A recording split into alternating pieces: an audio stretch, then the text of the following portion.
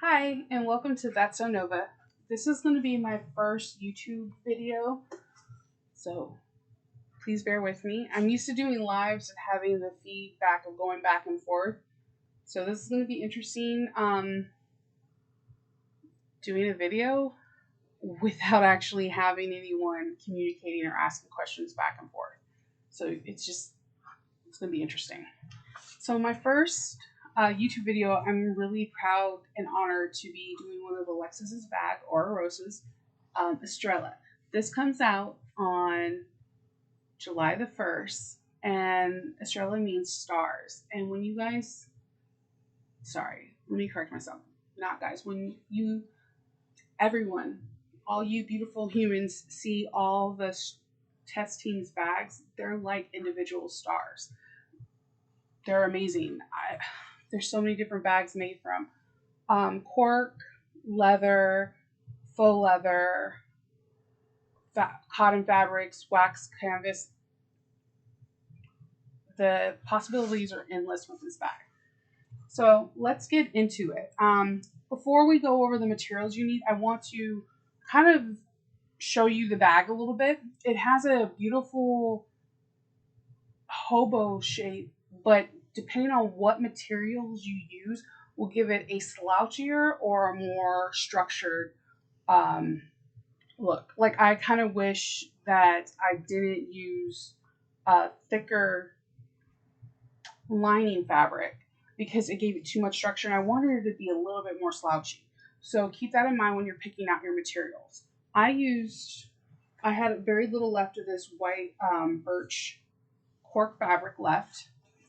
And the lining is this beautiful linen. It's a cotton linen blend, and it's a little bit thicker than quilting cotton, but less thicker than like a duck cloth.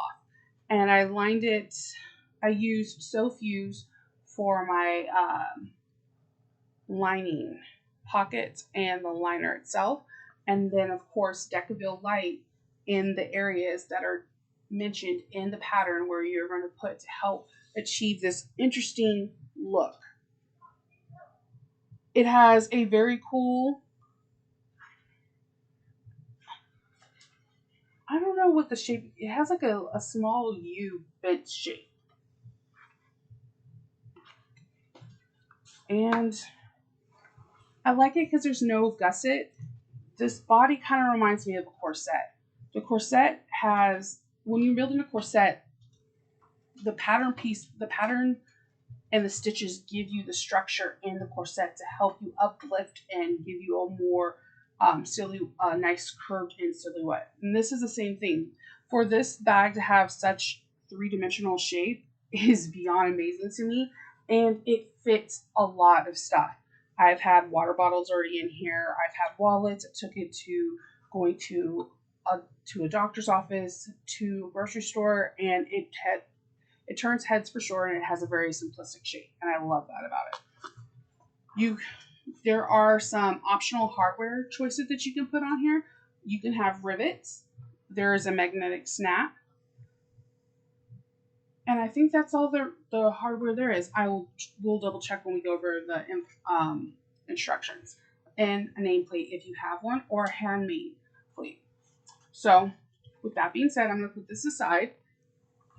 So there's five pieces to Estrella, but most of them are mirrored pieces or duplicate pieces.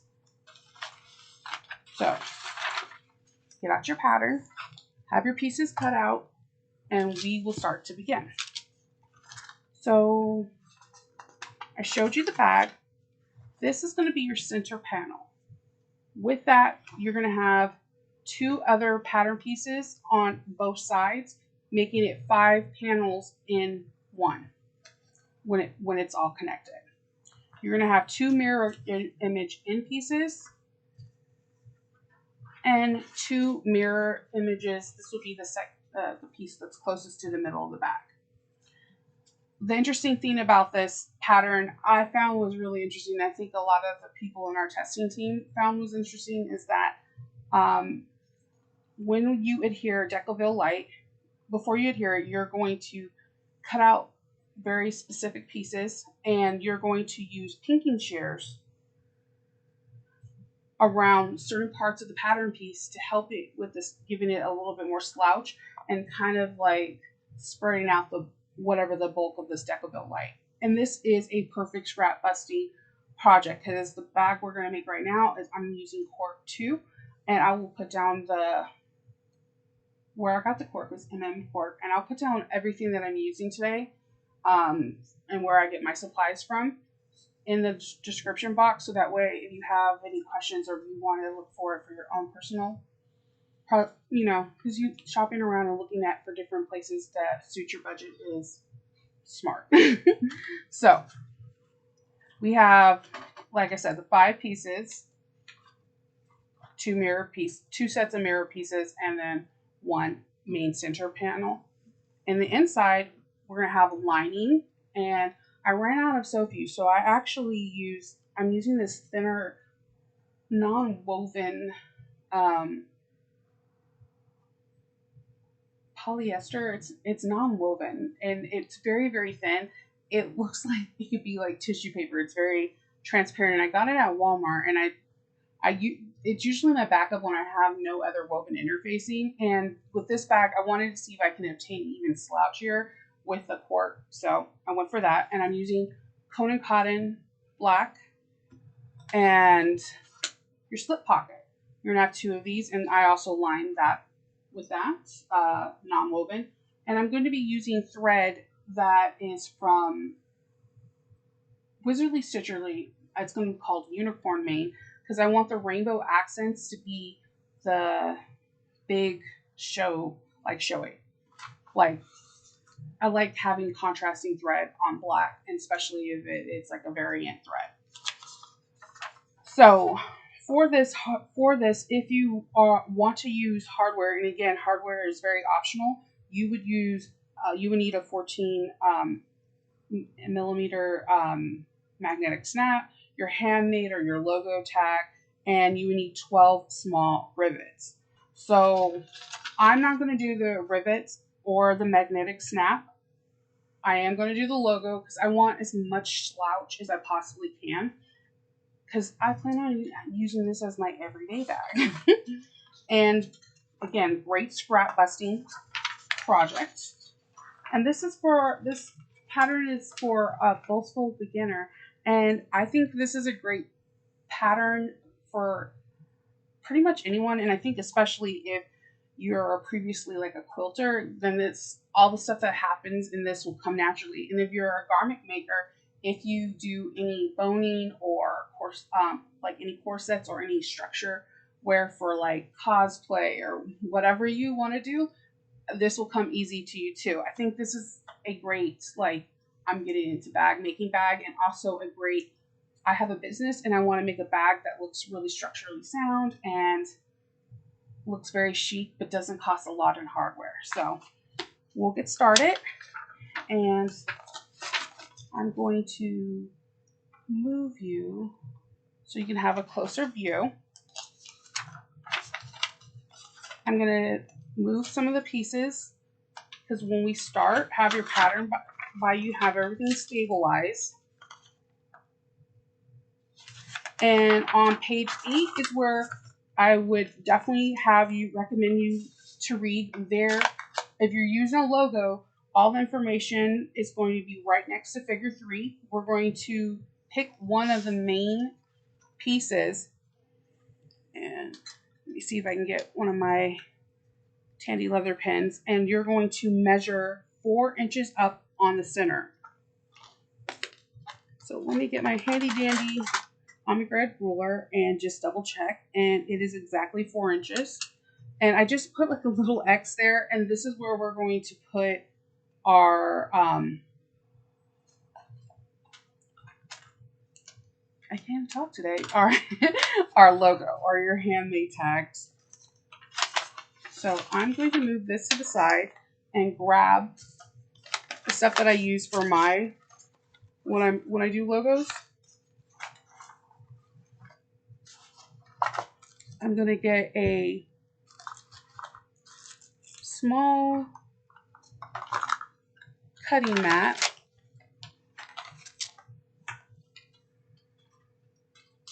And a craft tool.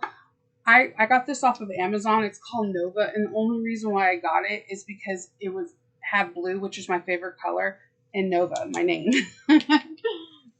So what I like to do is I like to take my tags. My name is Shanova. Everyone calls me Nova. If I didn't say that in the beginning, I apologize. And when I was little, my dad and me used to watch a lot of Star Wars, and my name tags are kind of like a Death Star kind of from Star Wars, and I like things that are circular. So, but what I like to do is I like to cut out scrap pieces of whenever I get cork, faux vinyl, leather, anything that doesn't fray, and have it as like a extra, like, I don't want to say buffer, but kind of like a buffer. And so that way it gives it a little bit more three-dimensional shape within itself. And what I do is I take a little bit of glue, and I'm going to use some 809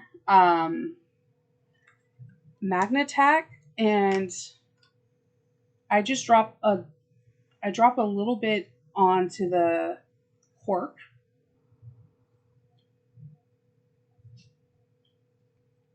It's going to stay no matter what because of the prongs, but I just like that extra security.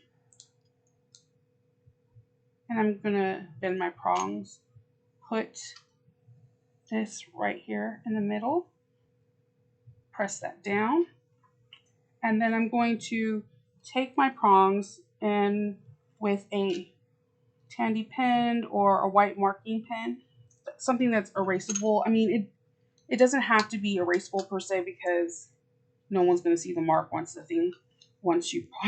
your logo's there. I'm going to have it fully retractable and just pierce it. I don't have the blade go all the way through, but just enough. And I'm going to pop that in.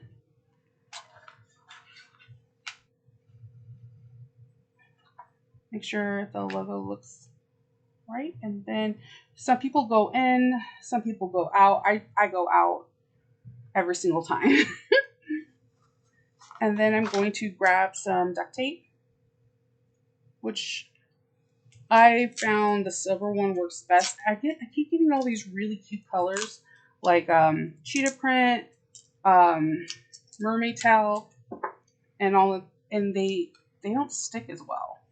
It could just be me too, because as you've seen, I just ripped off a piece and didn't cut it off. It's not very strong. Okay, so the pattern in here on this has a 3/8 of an inch seam allowance, unless you're top stitching and it's 1/8 of an inch.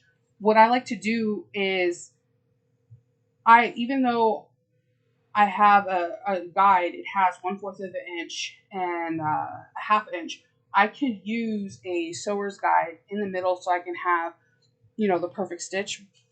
But I sometimes panic a little bit. So what I do is I draw, I don't know if you can see this really well. I draw in my 3/8 of an inch seam allowance on every single piece all the way around. With your pieces of Decovil light, you're going to go a 1/2 inch up. So that way it can be completely out of your seam and help with the slouching.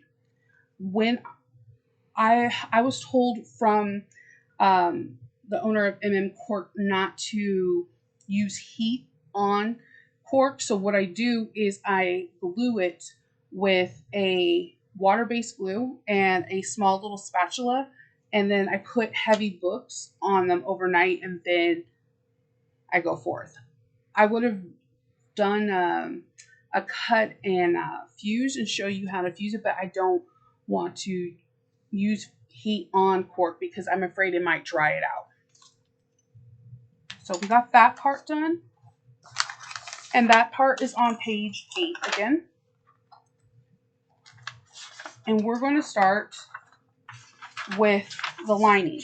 Since we're not doing the magnetic snap, we're going to skip to step 2. And on step 2, there are measurements for the pocket. Oh, I'm sorry, I gotta move the strap. There's measurements for the pocket for one of the linings. So you're gonna grab one lining piece, your slip pockets, which I'm a huge fan of slip pockets. I put zippers in pockets all the time, and the pockets just wind up staying open. And I never actually use the zipper itself. So I went ahead and drew out the first part of the slip pocket. I'm going to move the second one down here. And I like to find my centers.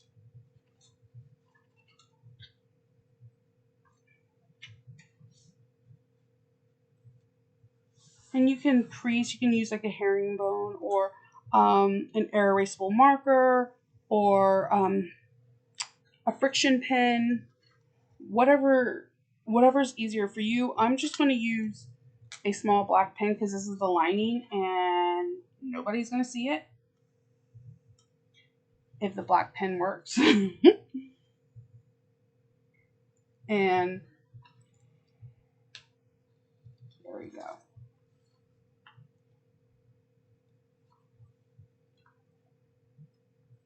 So I'm going to get my ruler.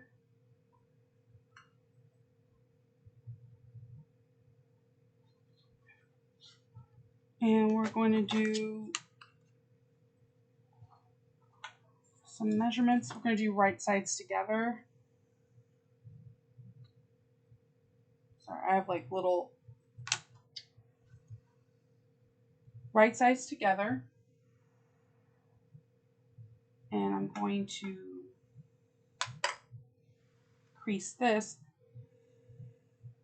Like my cart, I need to clean it out. So whenever I have a cart for almost any station in my workroom, and somehow, some way, like if I didn't clean out the previous projects, like black always captures all the lint. So I'm going to take a few pins and pop it in on the top to make sure that this pocket stays in place while I sew.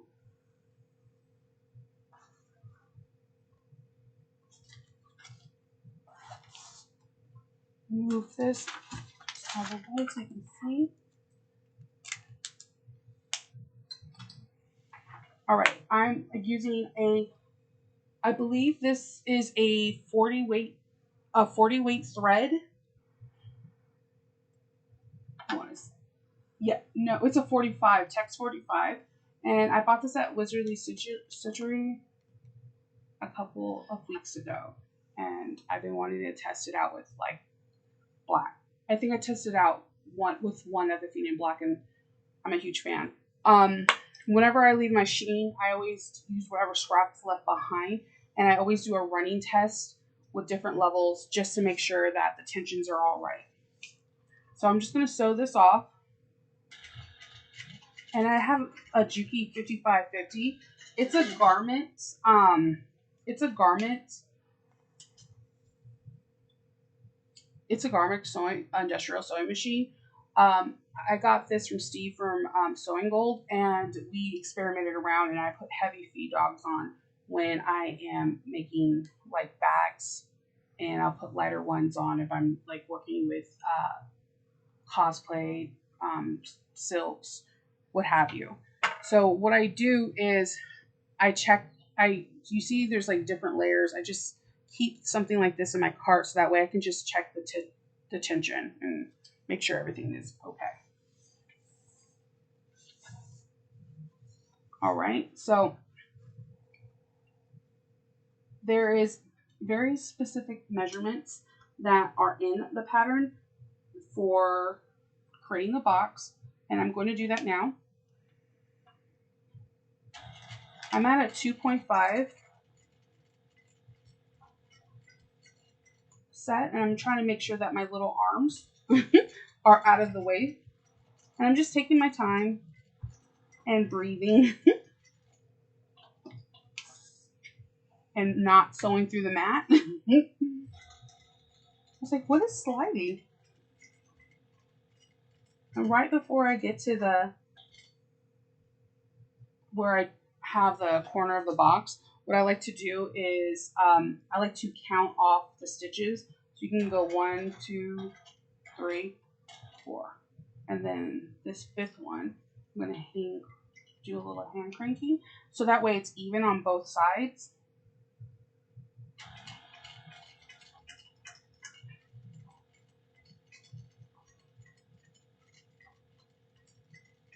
I do believe one of the testers did do a zipper pocket instead of a slip pocket, and it looked beautiful as well. And crank this last one.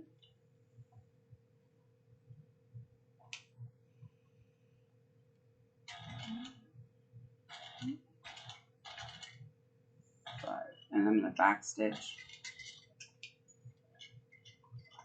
All right. I'm going to snip my threads.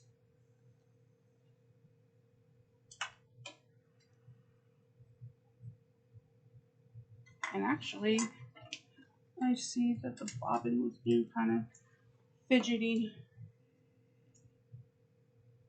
This happens a lot, so it's okay if this happens. Just, you know, redo your tension, put the bobbin back in, check it, and then do the part that you messed up, or in my case, I messed up on over again. Just resew it. That's the beauty of cotton. It's not going to appropriate. But I can grab this thread. And let's see. So I'm going to go back over on this side because what happened was it did not sew through right here. So I'm just going to go over the top line one more time into that box corner. So that way I can make sure everything is okay.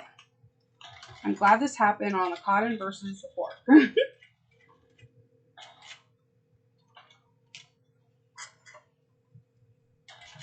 Cork is forgiving though. Not as forgiving as cotton.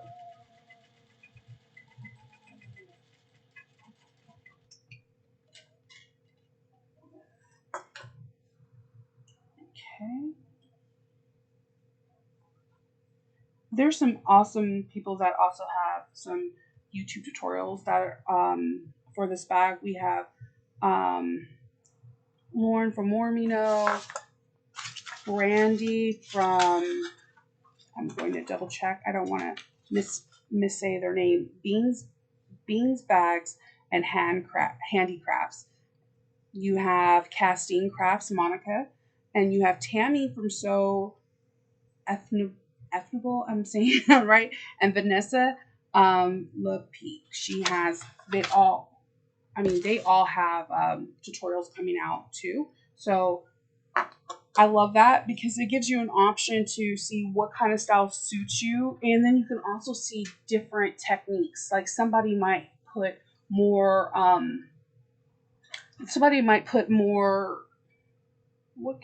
more hardware on it, or might do it in fabric or do it in leather, and therefore you can try to see everybody else's gauge and kind of work from there. I love seeing different people's techniques with different styles of bags. So I'm gonna go to the areas where I do the X and very carefully, not snipping into the stitches, close as you can get. The sharper the scissors, the better I always notice this outcome to be.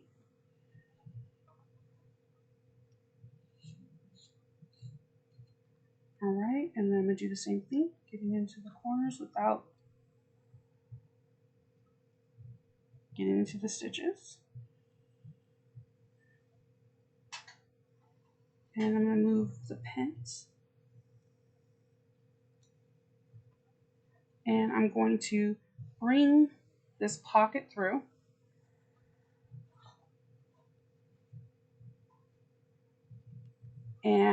Normally I have like a little iron by me, but sometimes if I don't want to put up, like if it's really hot day, like today was like 90 degrees and I don't want to deal with the heat, I have my little, you're going to see me use this a lot with cork. I have my little rolling tool and I just roll the seams. You can get this on Amazon. I will put links below. If they still have the same one, if they don't, then I'll try to find one that has the same weight. It's heavy. So what we do next is we're on step 14. Now you could do a stitch all the way around here, which would look really nice. I could do a top stitch and it'll have that pop of color. Or you can leave it leave it alone and just take the other slip pocket and we sew all the way around. We sew all the way around and leaving the opening on the bottom. It's kind of dealer's choice. I kind of like how it looks because it looks invisible almost, and I like that feel that no one knows that there's a slip pocket there. So what I'm going to do is take a couple pins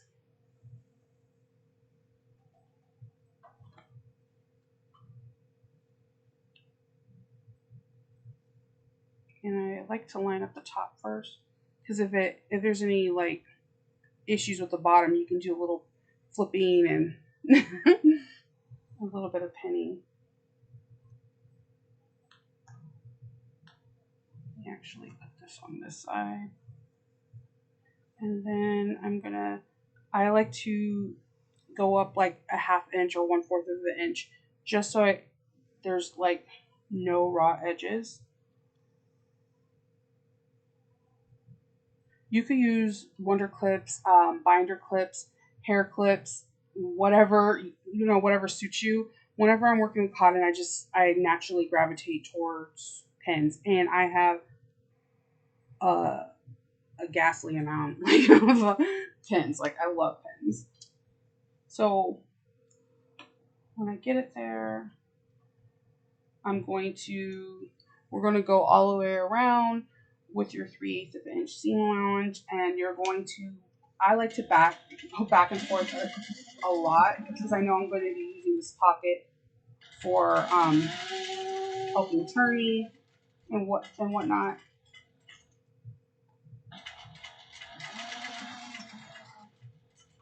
If you're not going to top stitch, what I do recommend is I would tack down the little V's so nothing goes wrong when you're turning it inside out and the stitches just move a little bit better. Like when you turn it out, there's just not a chance for the stitches to come apart. But it's a less likely chance of it happening if you're using polyester. Sometimes some cottons work really well too. I'm one of those people, like whatever you have in your stash, go for it. Polyester just holds it better over time. It's more durable than cotton.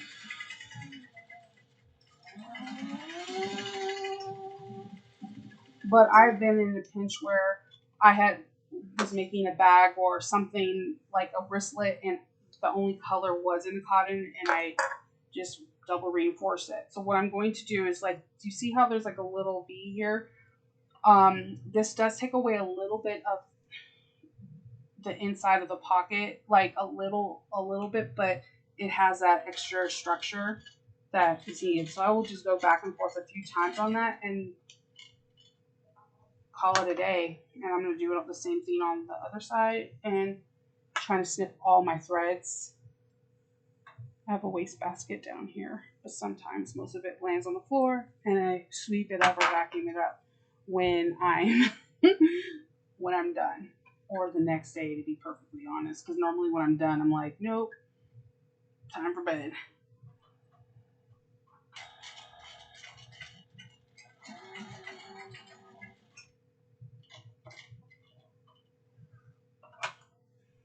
Same thing, get those threads.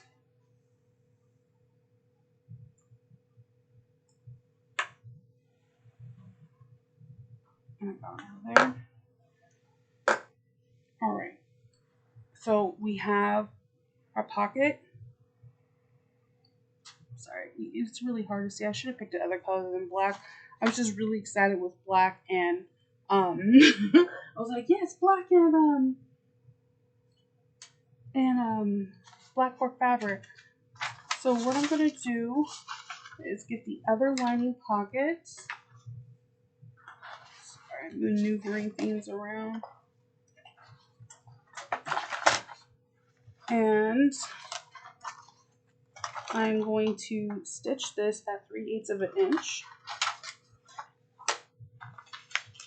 And what I'll do is if I did not trace, like I did not trace this one, what I'll do is I grab my little really inexpensive ruler that I get at Walmart, Walmart or Target. I got it. They're Westcott rulers. You can get them also on Amazon.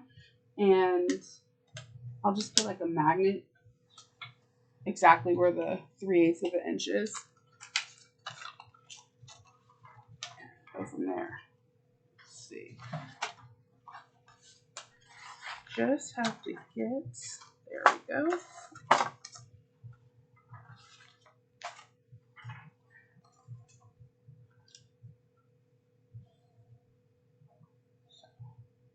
You can pop a few pins or clips, whatever is, you know, easier for you.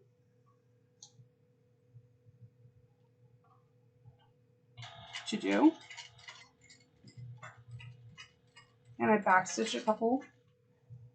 And oh, I forgot to do this. Always in the haste with lining, because like I feel like when your lining done, you're like, yeah, my bag is almost done. So on the bottom, we're going to of the bottom of the bag, we are going to leave an opening. So I'm just gonna mark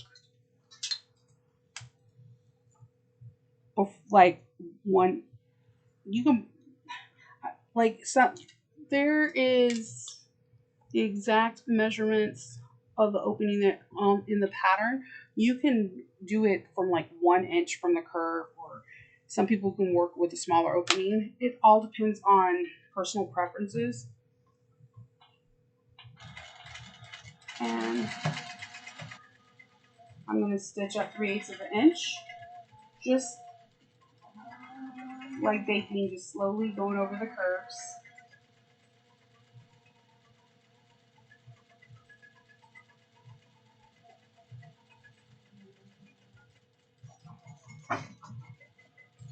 I'm going to do a couple back stitches because I know we're going to be birthing the bag through this part, and I don't want it to like pop a stitch.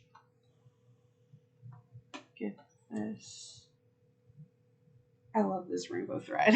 And I'm going to go from this side on up, grabbing my little tails. Let's see.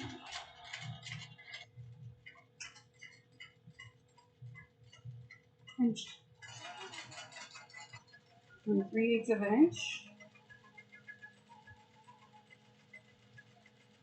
And breathing.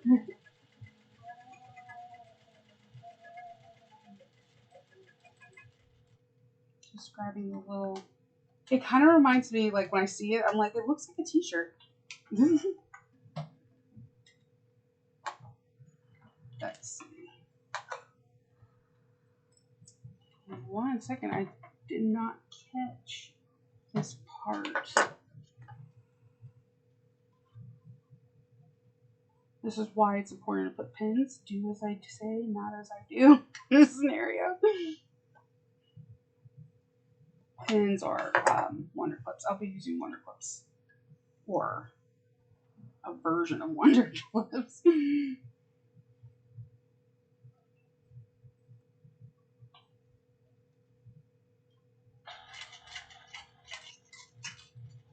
And let's see.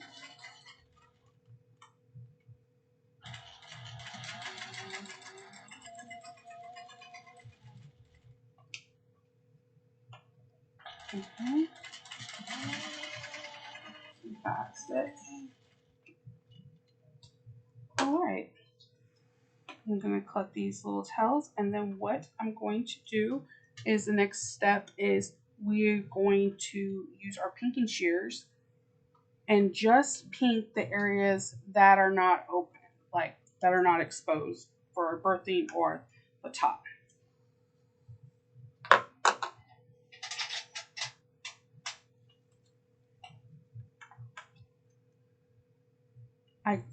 The pinking shears I'm using are from Kai. There's a person in the bag making group, and I know you might know her. Her name is Dalva, and she's the one that informed me about these pinking shears, and they were a definite game changer for me. I was reluctant. I'm a person that I go through pinking shears quite a lot. And what I usually do is I kind of just like pink the V out, like kind of go out.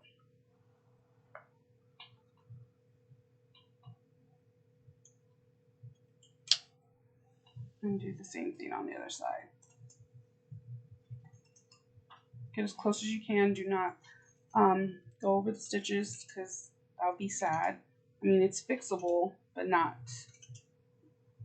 what you automatically really want.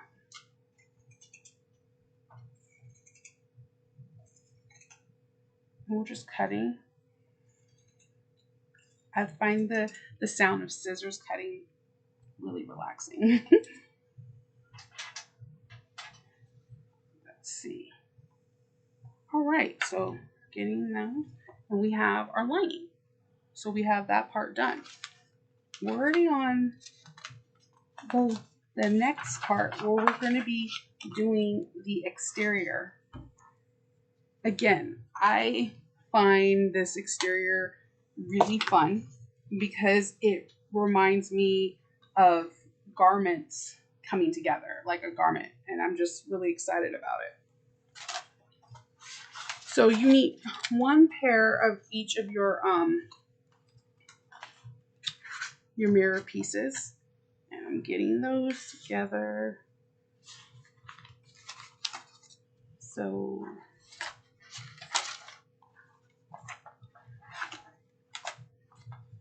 all right.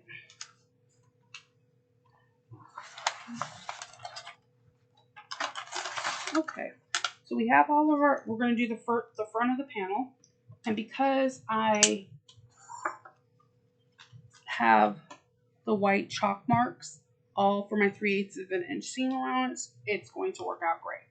So the pieces at first, you're like, they're opposing, they're fighting.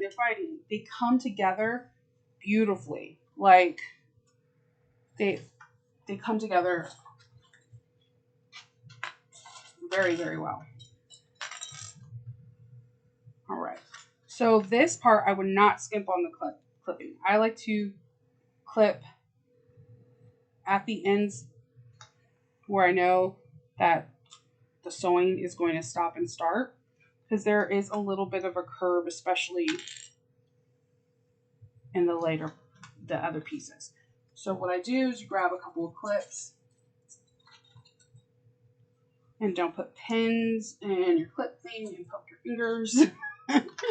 And I'm going to back stitch and go start at the top here, back stitch, and follow 3/8 of an inch seam allowance. That's why I have a tendency of drawing everything out, because I love to see things visually, and sometimes if I don't have that direct marking, it could throw me off. So when we're top stitching these seams down, there's a few things that you can do. You can use like Dritch wash away tape if your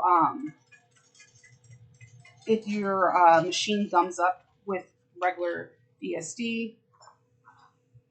Look how pretty that is, like the pop of color. I love this. You could use Dritch wash away if your machine has a problem with DSD, or you can use, I've seen some people tape, or you could do what I'm doing. My machine doesn't have a problem with GSD, but at the same time, I didn't want anything extra being in the bag to prevent it from not having its like slouchiness. So what I'm doing is I'm just rolling this heavy roller out.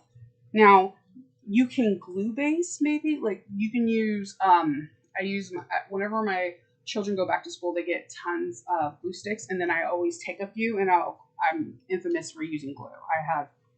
I love glue. You can just roll it out, and I'm going to put this on the side. And then what I'm going to do is I kind of just finger press it from here and keep it as flat as possible. Now we're going to top stitch on both sides 1/8 of an inch. So my 1/8 of an inch is in between my foot. So I'm going to go from there and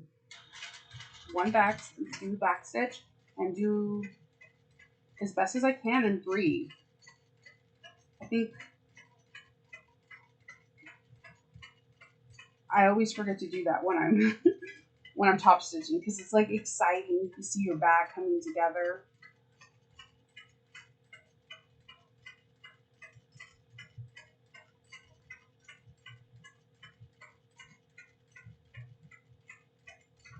And I'm going to put my needle down. And what I did last time is I just did 1 stitch, 2 stitch where I knew it was going to be in the seam allowance. And I just flipped it so that the threads didn't, it was like I didn't have to rethread and hold tells.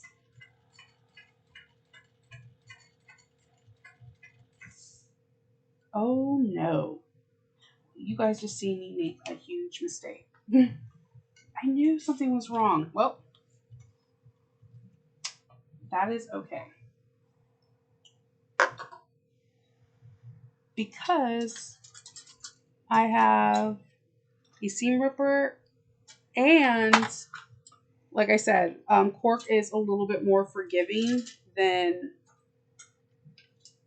vinyl and leather is, but I make mistakes like all the time, This is not supposed to look like this. And I should have paid attention to that. So I am going to take out a few stitches and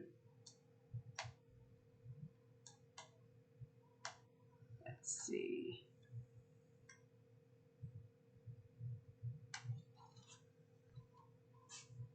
And not stitch more.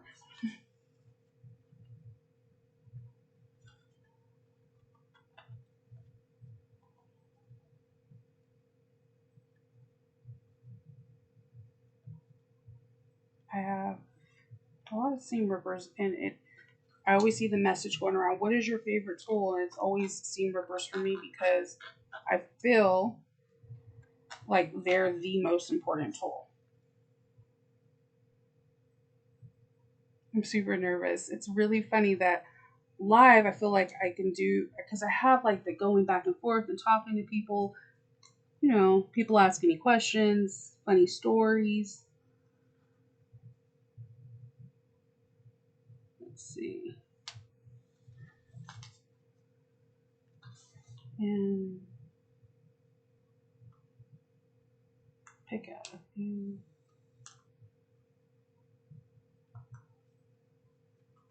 Here, and then go inside the seam.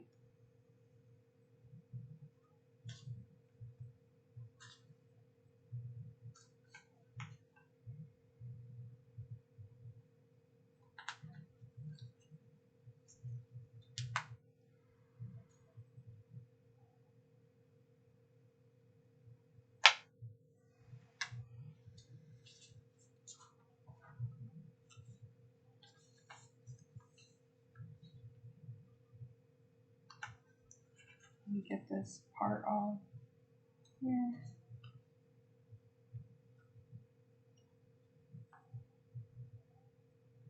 Let's see.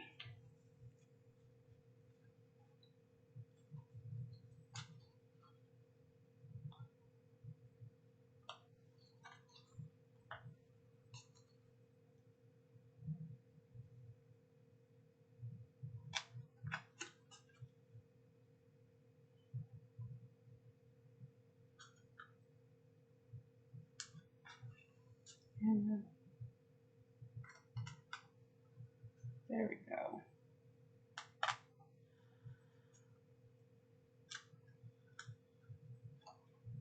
I always try to bet to see if I can do one straight scene. I did it the other day and I felt like I won a prize.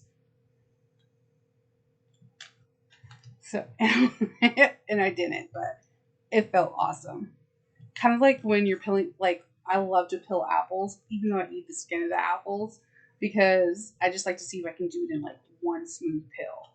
I never can achieve that, by the way. It's like a daunting, never-ending task for me, but I still do it nonetheless.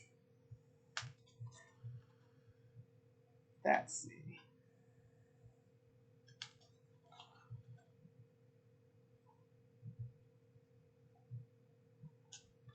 All right, so I'm gonna pull the string now. It should come out in one fell swoop. There we go.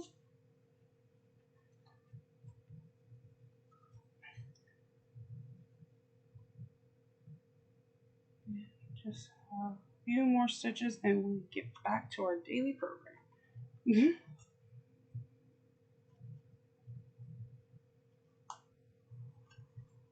Okay. All right. I got it all on this one. All right. And I think with this one, all I have to do is do these last few stitches and we're good to go. So I will show you the right way. There's a curve built in and I should have noticed that it was going too smoothly. And let's see. Accidents happen though, right? All right. So I'm gonna grab the other mirror piece. All right. And we're on page,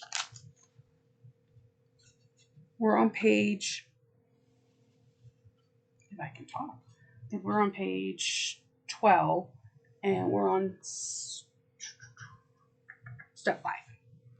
So it goes, this piece goes here like this, these on top of each other. So when I'll clip it so you can see.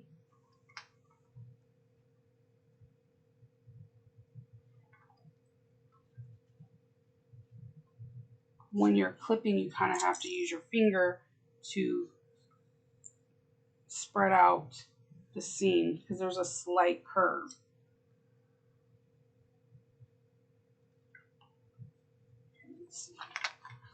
And it will wind up like this.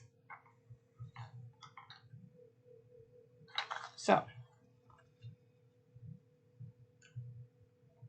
I'm just making sure that I'm clipping it and I'm evenly distributing the seam allowance. Okay, and then I'm going to move this, get the threads out of the way, and 3/8 of an inch back stitch.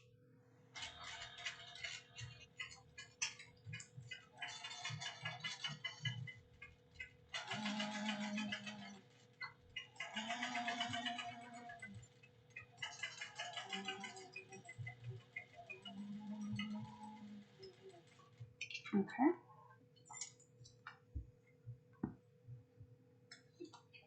Threads. I'm saying threads a lot because I was turning out, when I turned out this drill, I noticed I had so many threads because I was not like cutting the threads at the same time. I was like, where are all these threads coming from? I'm not trimming your threads, Charlotte. All right. So I'm going again, keep this open, you have it flat. And then I'm just, you can, like I said, wash away tape, DSD, whatever's easier for you.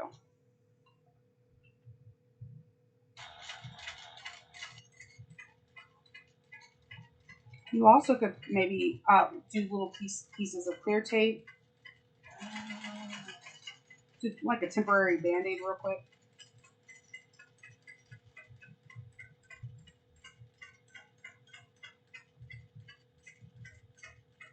And then what I'm going to do is when I get to the bottom, have the needle down and just go up like one or I did two,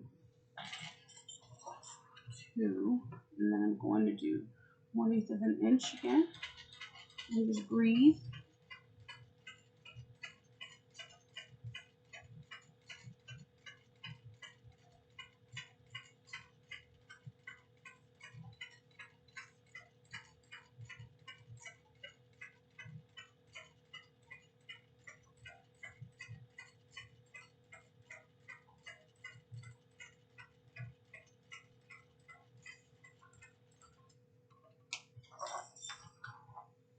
And I'm going to snip, snip those threads. And we have our first seam. I'm going to grab the first main piece and I'm going to clip the top.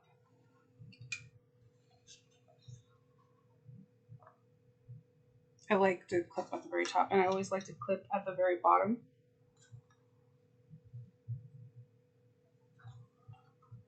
And then I'm just going to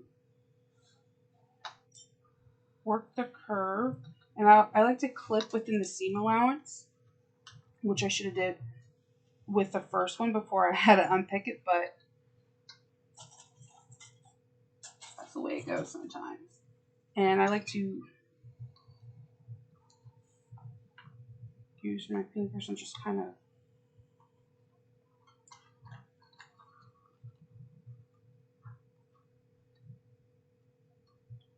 just like bend my fingers around the curve and evenly distribute the seam so that it's evenly. And then what I do is I turn it to make sure, is this lined up with down here? Is this lined up on the top? If so, then I can carry on. And as you can see, it's not laying flat because it gives it a really beautiful body. So I'm going to hold the fingers in place and 3/8 of an inch back stitch.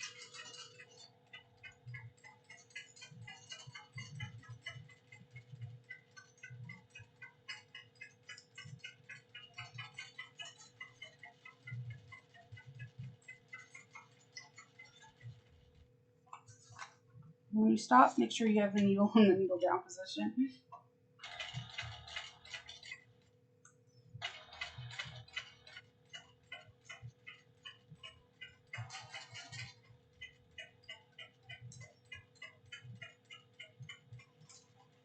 Stitch.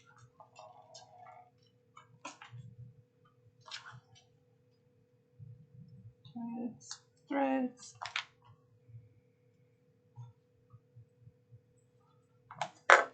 So I'm going to roll this out. And it's kind of difficult because the curve is there. So just roll it as much as you possibly can. And then we're going to, do you see how it's like kind of bowing up? Because I love the construction of this. It's like brilliant. Like designers' minds are so cool because I would have never thought of something like this ever. My roller keeps on trying to come down. So you're going to keep the seams flat as possible.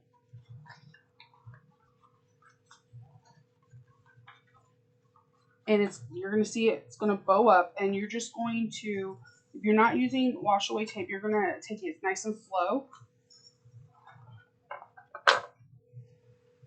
1/8 of an inch, and just move all the stuff out of the way. And I'm just checking to make sure that both seams are flat, and they still are.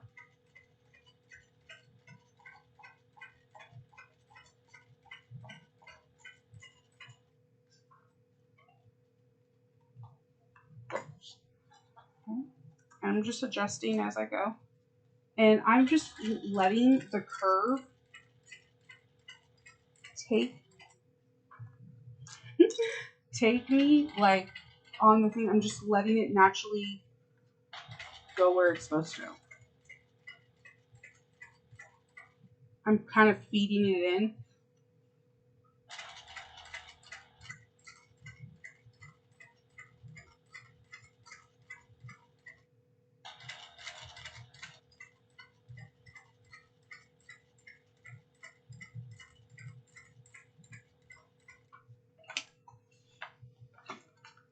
This bag is really domestic friendly. The white birch one that I did that you should see when you should be able to see is one of the testing bags. I used that on my Bernina 1008. I used a 9014 needle and it came out amazing. The white birch one that I showed in the beginning of the video. Super domestic friendly.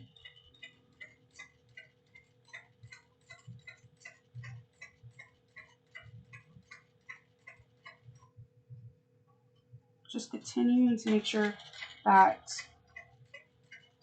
seam is laying flat. This is, I'm loving this. I love the iridescent threads are just like popping off, jewel tones. And you can see like when you pop it out, you have like a nice three-dimensional shape. So we're going to put together the other side.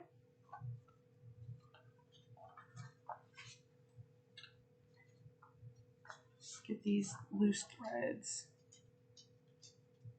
You can use an eraser, like a kid's eraser that costs like 25 cents and they can get their threads away, but I was looking for mine and I don't see I usually have it on top of here. Because I am one with my seam ripper and my seam ripper is one with me. So I'm clipping on the top. And then again on the bottom.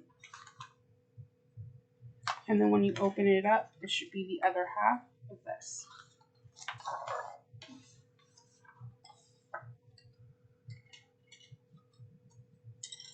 3/8 of an inch.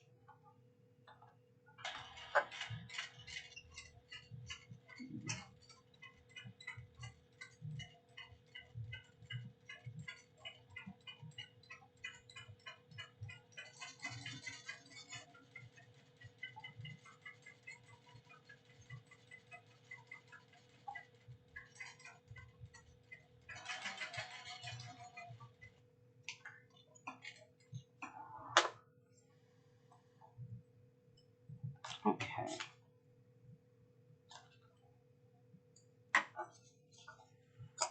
And we're going to roll out this seam.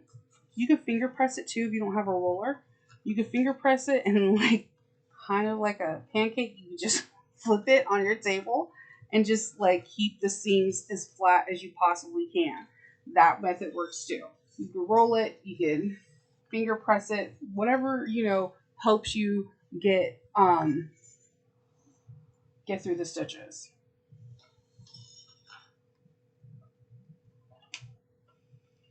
One-eighth of an inch. These.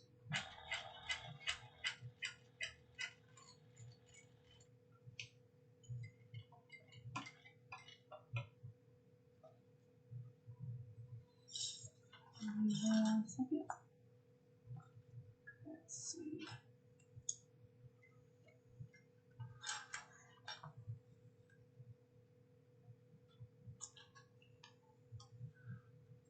I didn't hold my tails and it got sucked under.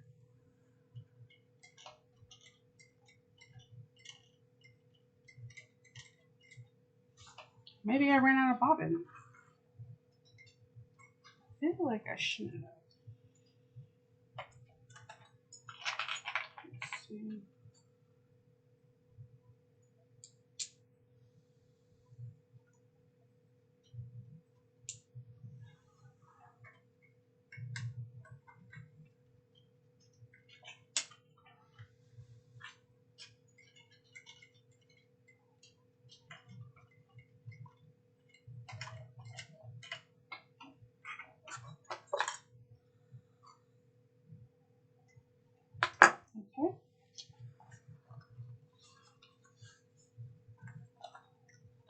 flat seams. Flip it over kind of like a pancake. Grab your tail threads. Your tail.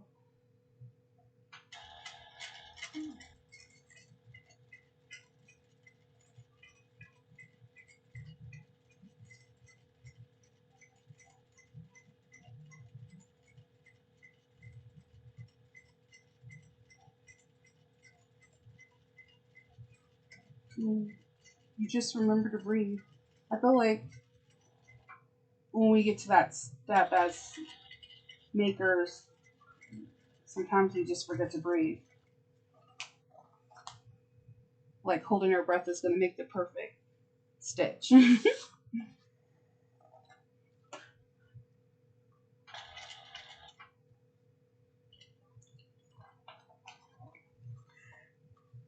And then I'm going to make sure the seams are flat still in the back.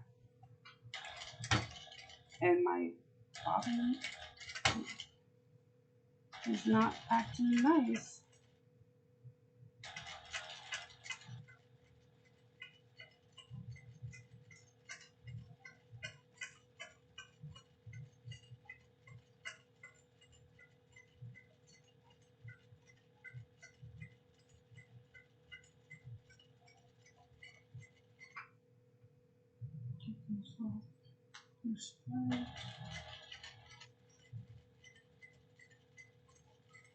Okay. Get these threads. These seams are all flat. Okay.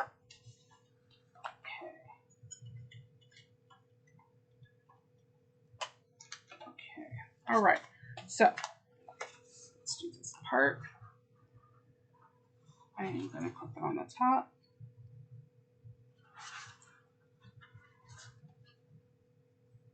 Do the clip on the bottom. Kind of put a clip, like curve it around. It's kind of like draping over my finger. Put a clip.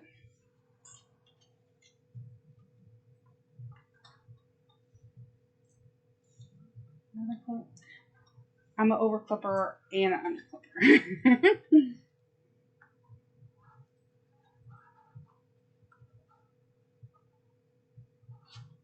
And then I just, like I said, when I open it up, is it all matching? And it is. So we're going to start. Oops.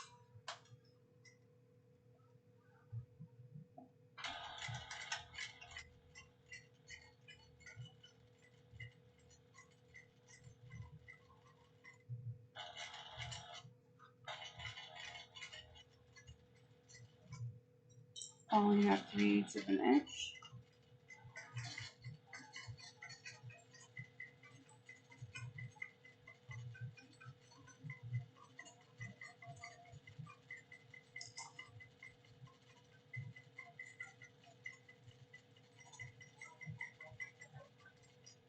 Okay.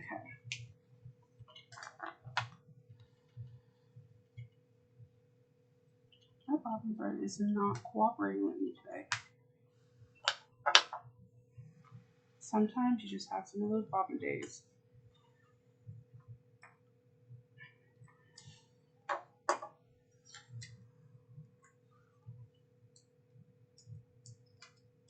Let's see.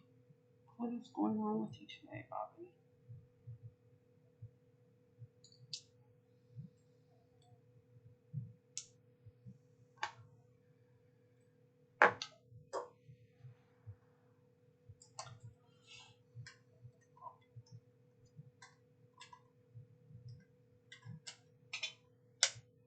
Okay. Hopefully, knock on wood, it will act better. Okay. So we're going to finger press or use a seam roller or a poly. There's like the clay ones too that I use. I get like at Michael's.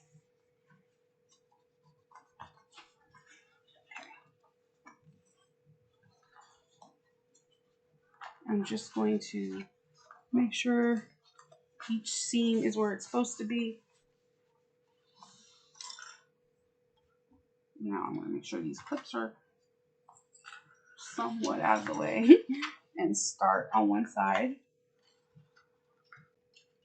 making sure that the seam is flat. It wants to go to one side, so you just have to double check. Threads under 1/8 inch.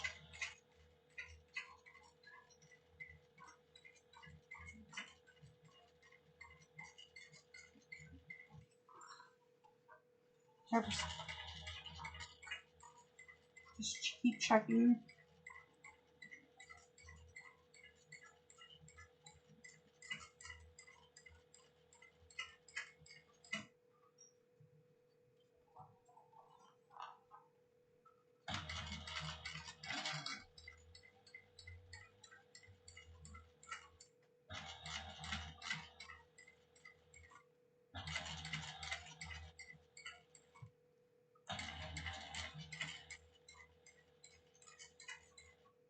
And let's see. I'm gonna go 1, 2, needle down, and then I'm gonna go on the other side, making sure you can see how it's like curving around my bag. The bag has its own natural shape, and it's just kind of amazing.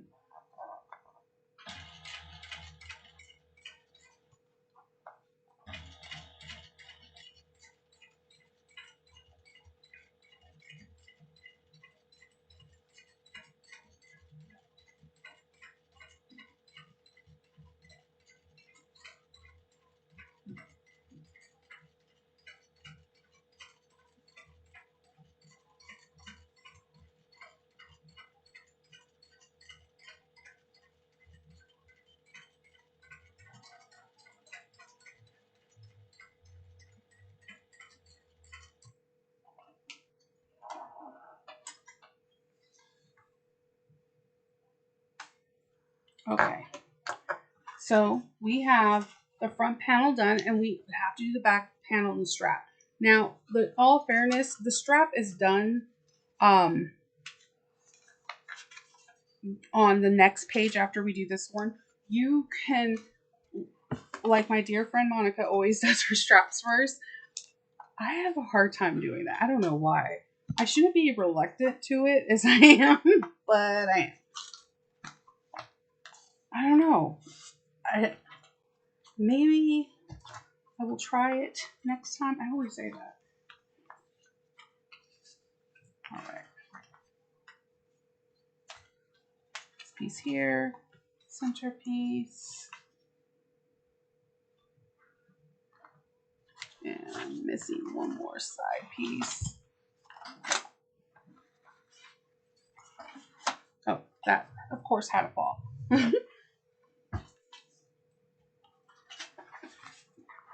All right.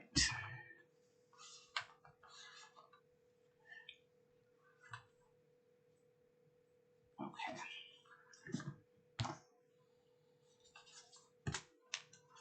All right.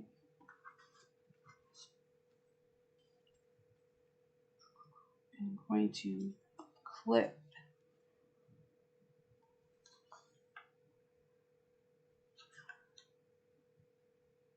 making sure the ends lined up, making sure that they're the right pieces that go together.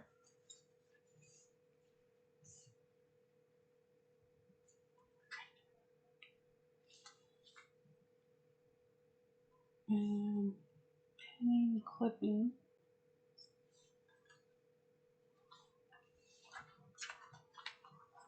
Same thing. The glue didn't adhere very well, but it'll be okay. I can put a little bit more.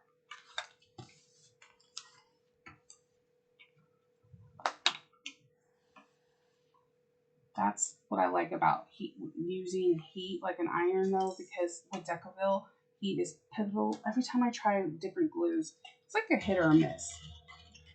This time I used a fringed glue and let it dry overnight.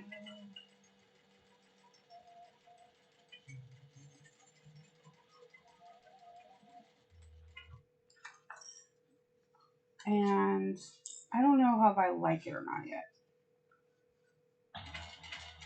I'm chain stitching right now. I sometimes do that, like especially if the pattern piece is like repetitive, then I just it weirdly works out for me like that.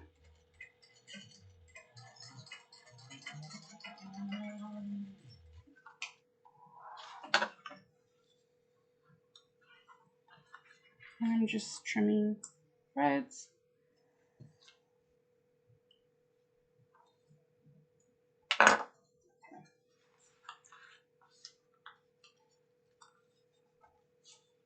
And I'm going to roll, do this, kind of do the pancake flip. And you can roll on the top if you wish to.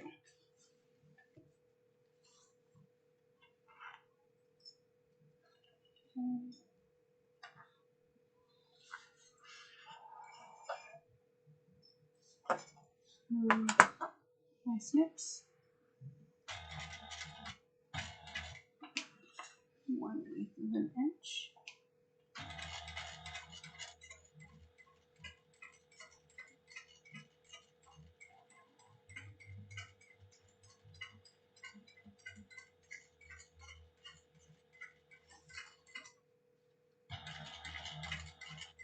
Just making sure everything stays flat.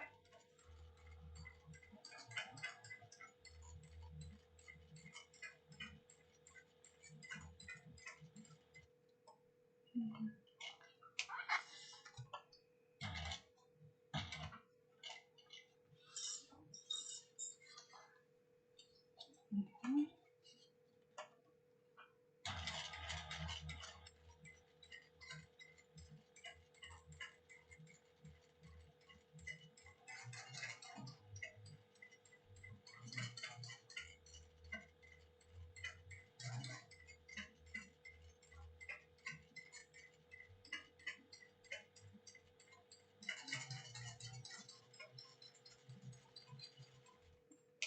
Okay.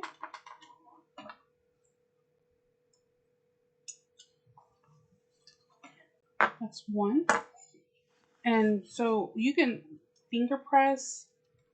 And what I was saying with earlier is that when you do the pancake flip and you know both pieces are down, you can roll on the top, adding a little bit of pressure as well if you want. See?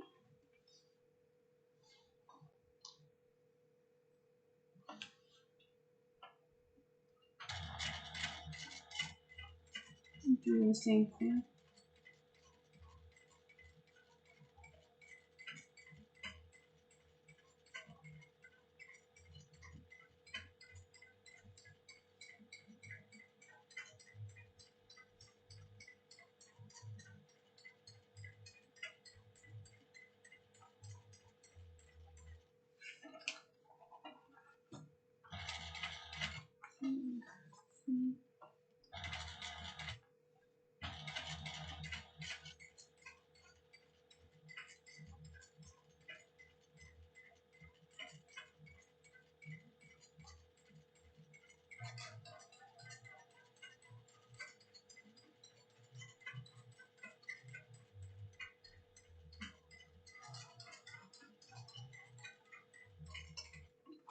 Okay. Let's see.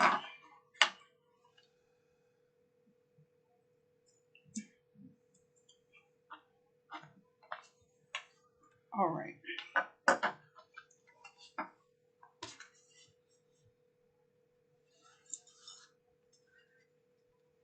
Okay, clip on the top.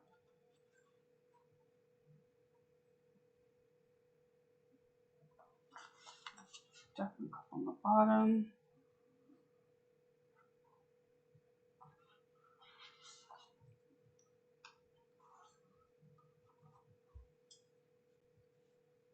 Grab the clips that you threw across the table. And I'm just like letting it naturally droop so that I can clip in the curve and see like there's an opening because it keeps wanting to gape open. So I'm clipping within the seam allowance so that way I can make sure that before I stitch this piece in, I can see to make sure I distribute the seams evenly.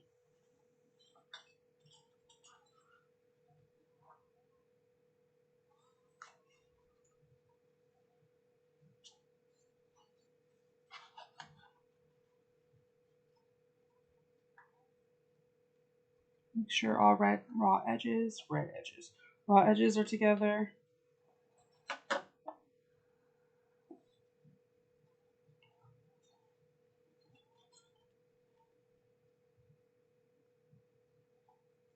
Okay. So when I open it up, this is matching, this is even.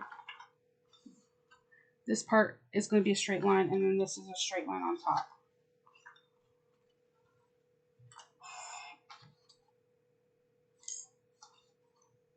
And let's see.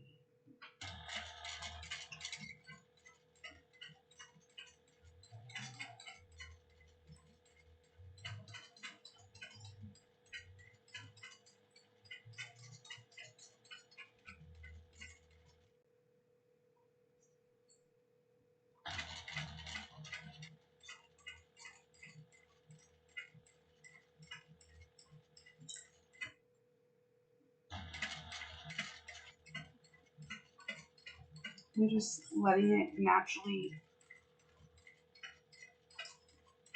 curve up.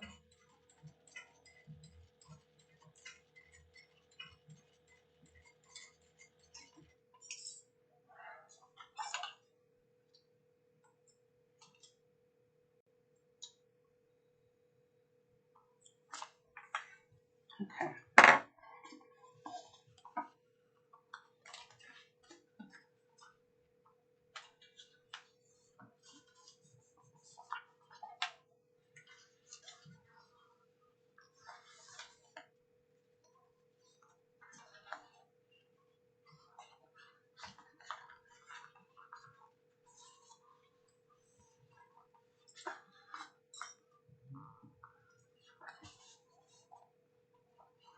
And I'm just going behind it with my fingers behind it as well to check the seam. Because my seam allowance keeps wanting to press towards the right.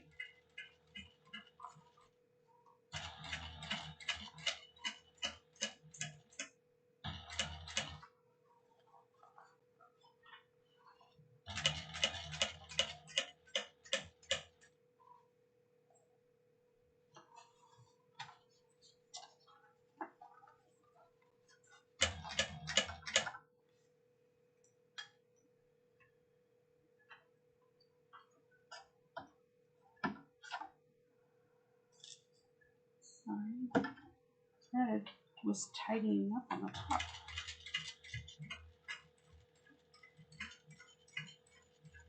That's some strong thread because it was really taut.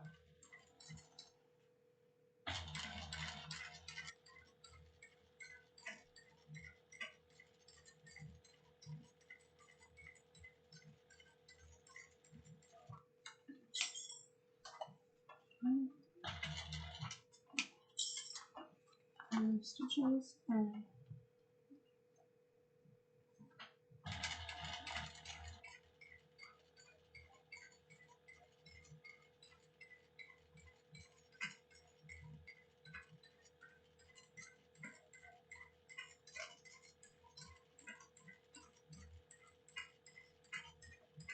if you wanted to, you can also use like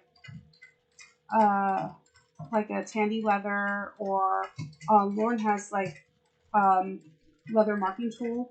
You can do a patch test on the fabric to see if it's like you can make a mark and you can just erase it with your fingers or with a little bit of water, and draw your 1/8 of an inch line too.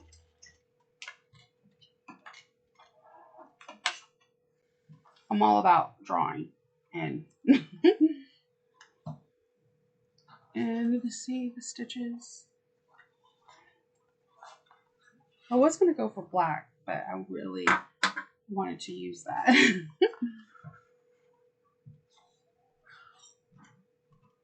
Okay, top,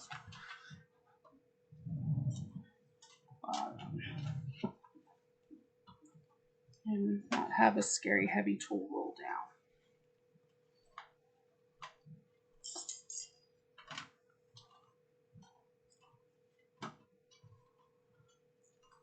Let's see.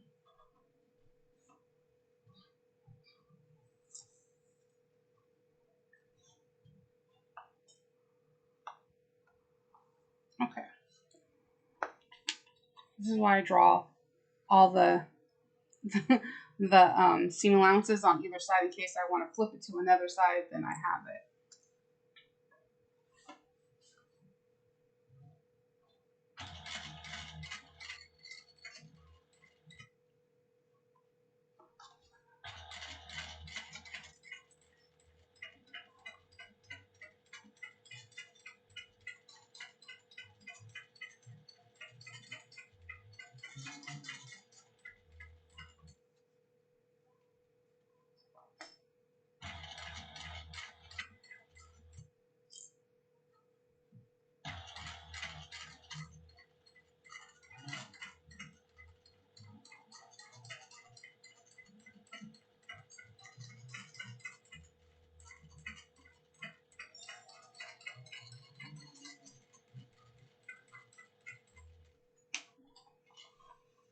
Okay.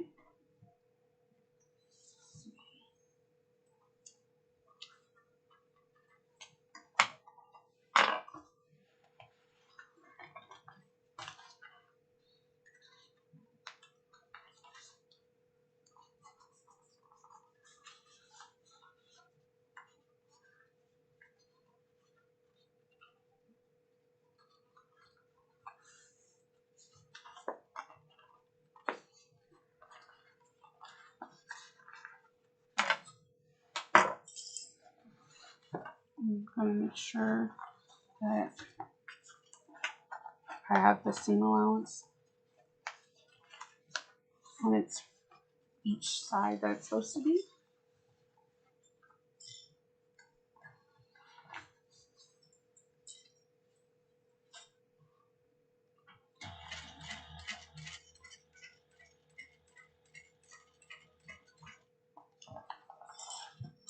I'm going to not have these threads in the way.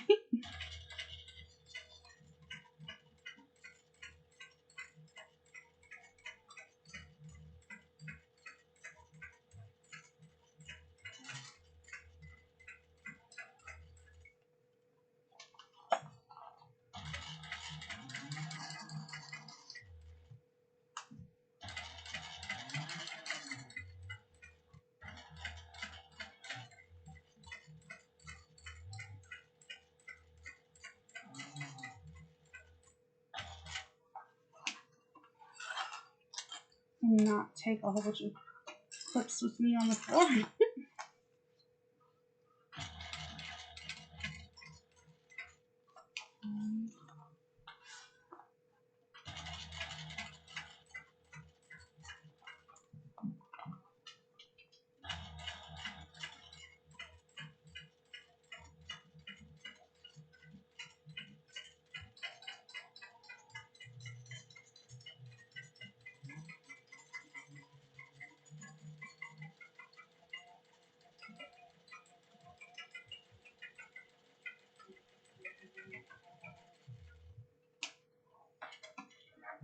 Okay.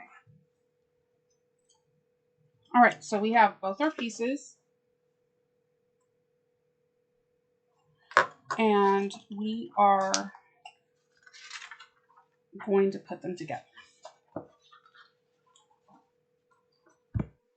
So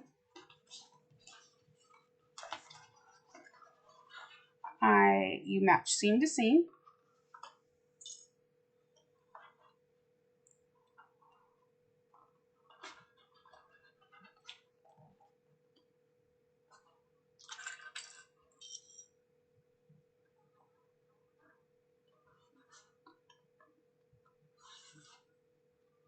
And let's see.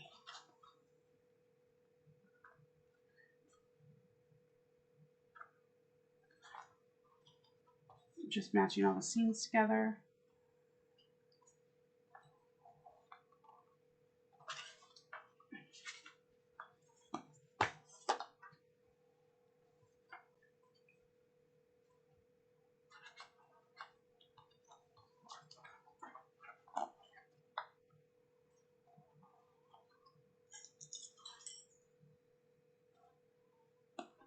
Okay.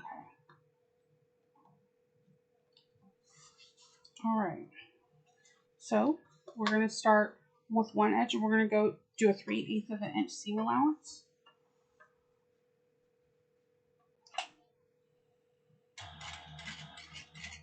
And back stitch.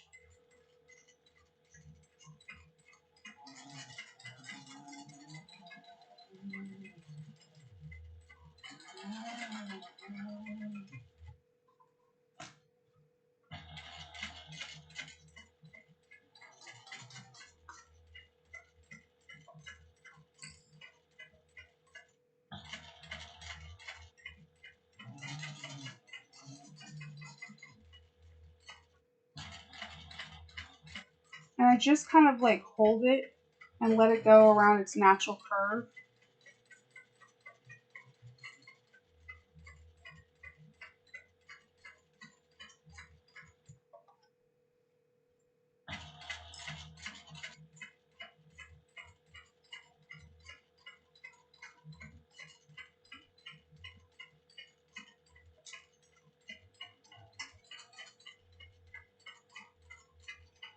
I don't know why, but every time there's like a seam, I have this thing where I have to like back stitch at least once over the seam. I don't know why.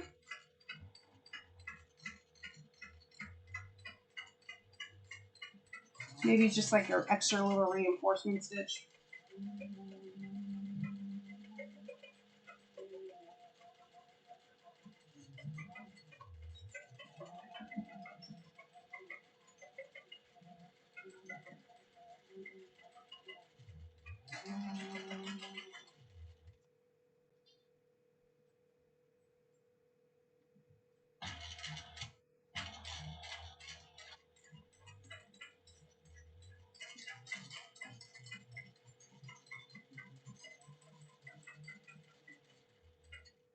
Okay. So I'm going to trim the tail ends, on these. Okay. And there is an important part that it's recommended not to cut, to do about 1 inch, like not to use your pinking shears, and that will be in the following steps after we do this. So 1 inch not in, 1 inch down from the top of the strap.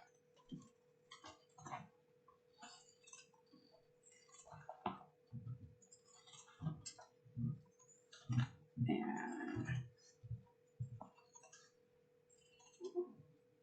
I'm going to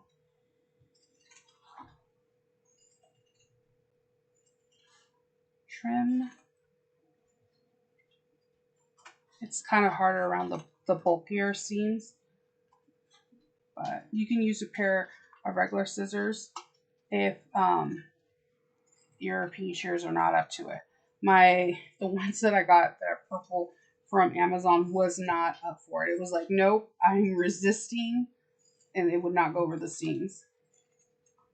And so when I get to that 1 inch mark, I'm just gonna, like I said, be out so that way I know not to trim it. Okay. So we're gonna turn this right sides out.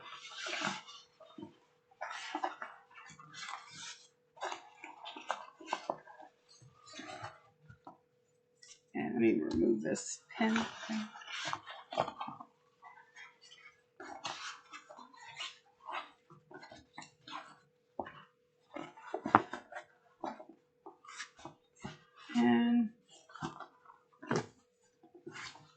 You can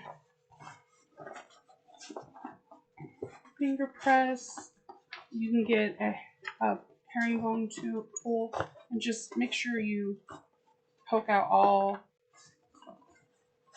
the curves of this bag. You can get a chopstick and just go across the seams and just really define.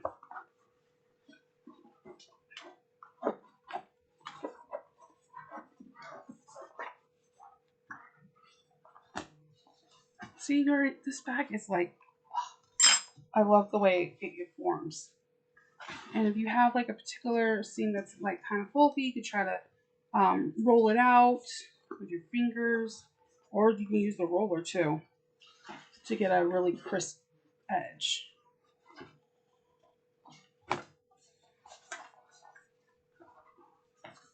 So we got this part so far. We're going to do our strap because we need it for the next part. I'm going to move these pinking shears and this rainbow chopstick out of the way. For the rainbow chopstick, I got at Fire Stitch. I think that's Fire. I will have it in the description. I'm really bad. So the measurements for the strap, I'm doing the long one because I'm fluffy and I like to have a lot of room right here. I like the fact that Alexis gives like options because there's so many different body types and everyone's, having a special strap that makes you feel comfortable is really important in a bag. And if I want to make this for my sister who's itty bitty, she's like 5 foot nothing, I can use a smaller one, and I just like that. It's very customizable. So double-sided tape down the middle, and I'm roughly like 1/16 of an inch, 1/8 of an inch away, so the bulk will go towards the inside and it won't overlap. I am clipping with some generic Wonder Clips. I like generic, like it's like a prescription. It's not the name brand, but it's the Amazon brand, and it works. And we're gonna top stitch 1/8 of an inch away.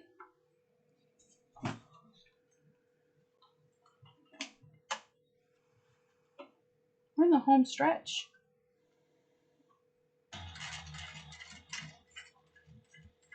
You can increase your stitch length to like 3, 4, 5, whatever works for you. Sometimes, depending on my mood, I like a smaller stitch. I don't know why. And then other times I like the really long ones. But the colors on this variant thread is really cool because it looks like every 3 inches, like the colors change. So the smaller stitch will like really show. Or at least I think it will. It is.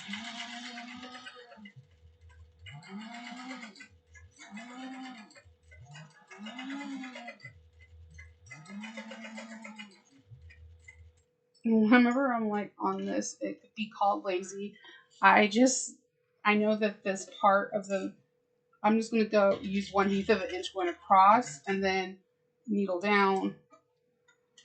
I'll do a needle down position and go across again.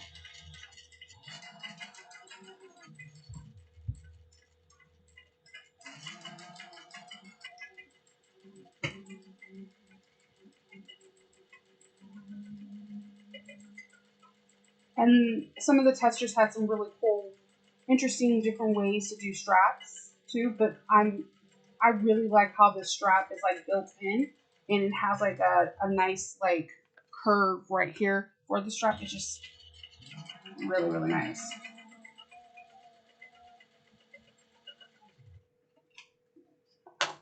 Okay, get these threads. Okay, so on the instructions, there's a measurement of 3 inches. That when we're gonna connect these right sides together, we're going to leave a 3-inch tail on one side. I went ahead and I just drew the 3 inches on both sides because when I did the other side, it just worked out. So on one side you're going to use you're going to have a 3-inch mark. I'm using my table. I'm just using just a regular chalk pencil. And then on one side, you're going to put the strap and the strap tabs right sides together, and you're going to go over it with a stitch at 3/8 of an inch, and you can do one right under 3/8 of the stitch to have it reinforced. Now, the reason why we didn't trim this 1-inch strip is because we are going to actually use double-sided tape, and we are going to tape down. I'm sorry, I was supposed to use my other scissors. I keep getting into this habit of not. I try to use a scissors for double-sided tape, just like paper scissors. And I keep them on the table, but somehow I always forget. So I'm putting the double-sided tape on both sides. And this is the one from Way Whack. Rub it. Taking one side off at a time and then just finger pressing the seam. And doing the same thing on the other side. Now, if your machine is having a hard time with double-sided tape, there is like the Dritch wash away tape, and it's not as gummy, and I hear really good reviews for people saying that it prevents their machine needle from gumming up.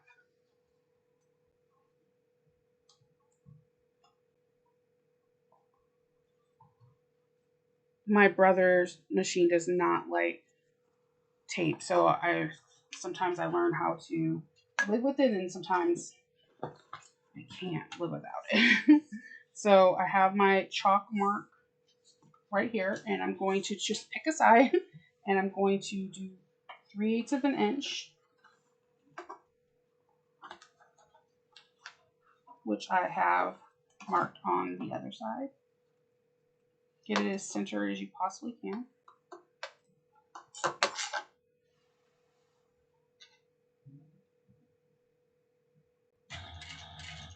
And just make sure you back stitch, and then I'm going to trim these threads, and then I'm going to do a reinforcement stitch right above it, where I know I'm not going to be cutting, trimming, anything. So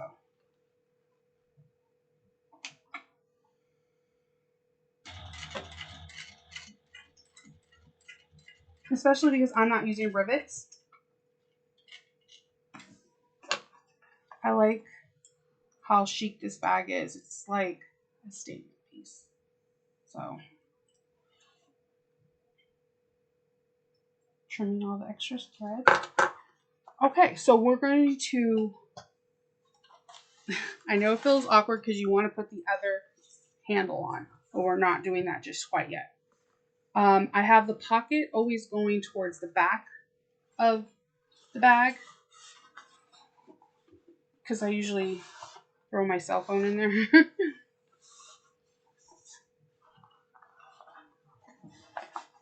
And what we're going to do is tuck our little tail in.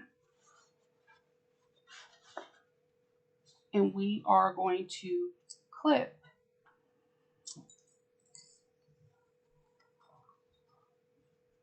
all the way around because we are going to go up one side and the other.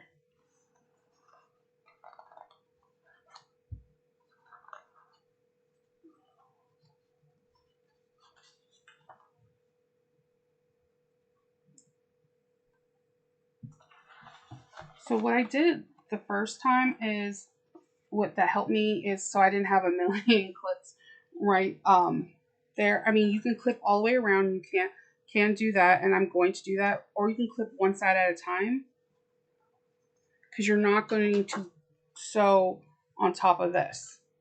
You're going to do it on one strap and not the other.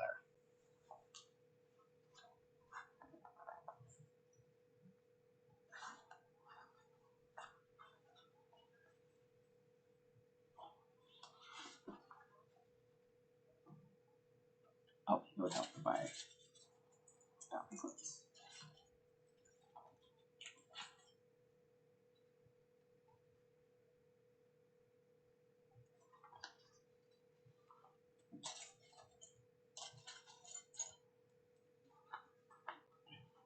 So put as many as you need or don't need on there.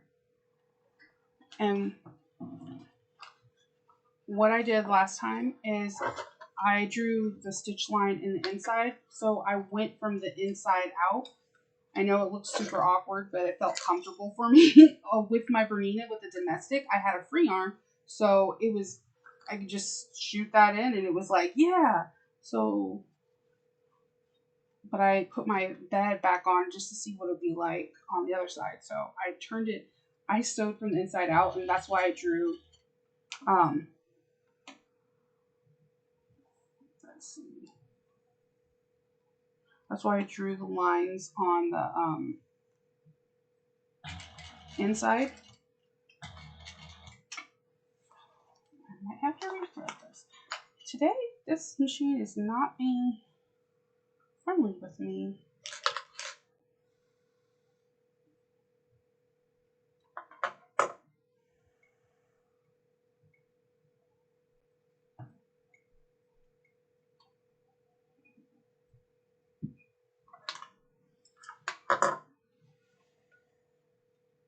Sometimes it's like that.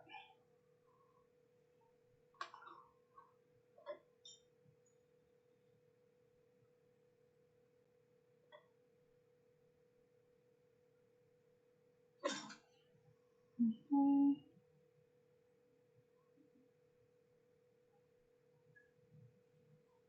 All right, so off we go again.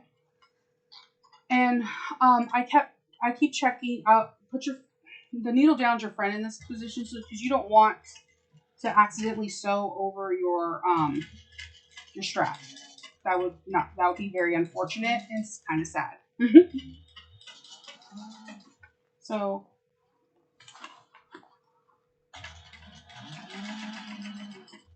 I think that's also why I did it inside out on the domestic, because I wanted to feel where the strap was. And it has a really nice size opening.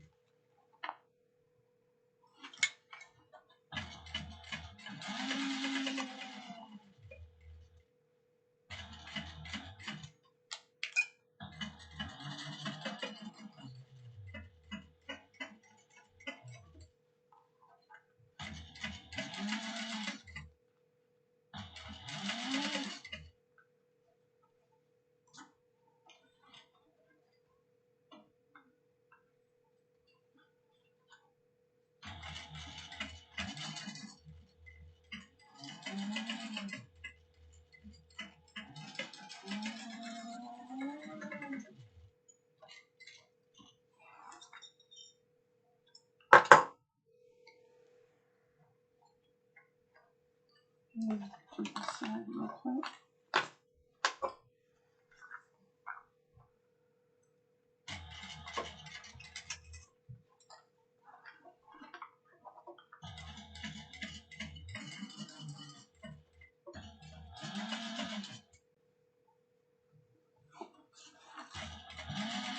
And you can do it like this too. You can just have it where it's nice and open, and you can kind of like maneuver yourself around it.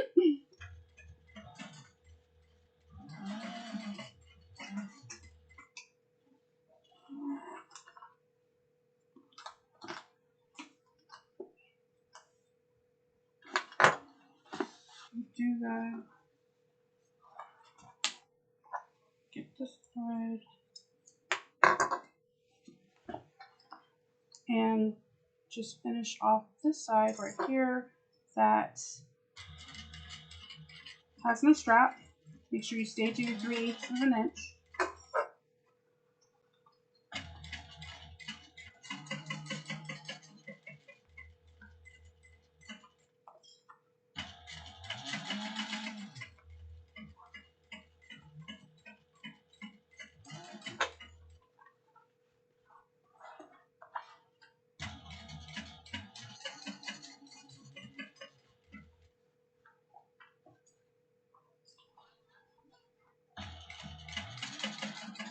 Make sure everything is lined up.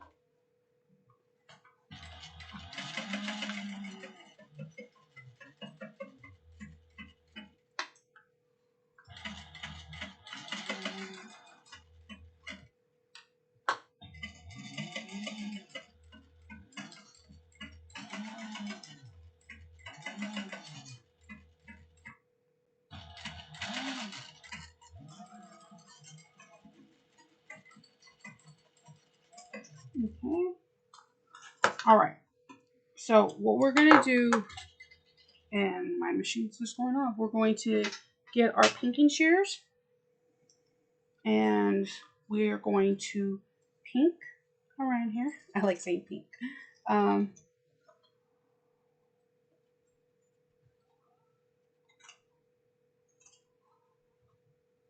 You have to figure out which way for you feels comfortable with the pinking shears.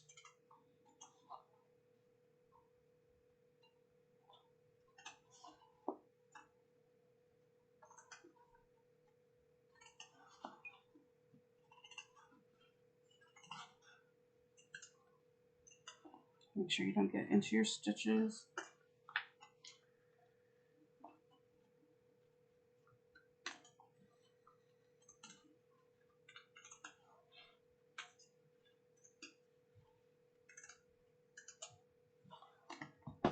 Okay, and one more side to go.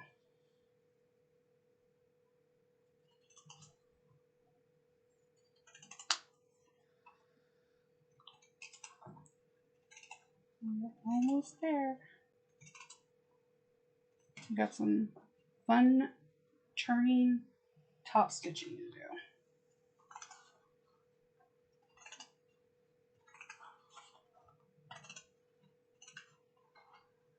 And you're not going to snip this tail.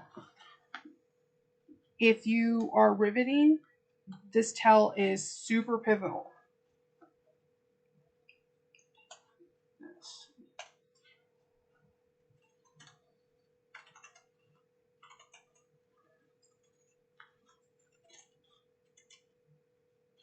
All right.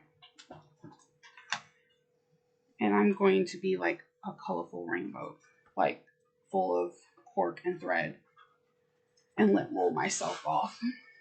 So we're going to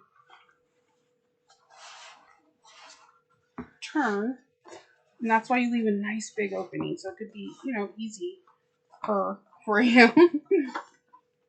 And you're going to give the lining a nice little tug, and that it just pops out. And what you could do is get a blunt, you know, something that's not sharp, and you could just, like a chopstick, and you could just kind of define the edges a little better.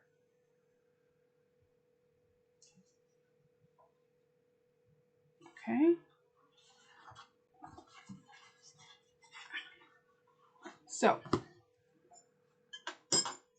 in the lining, I thought this part was really cool.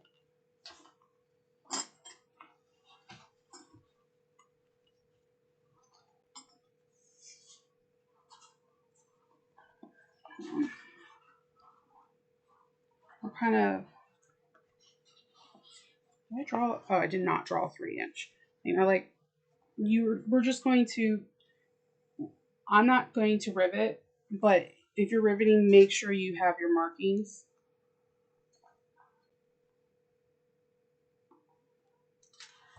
We're going to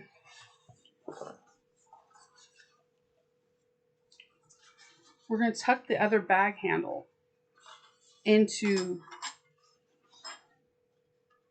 the little sleeve right here.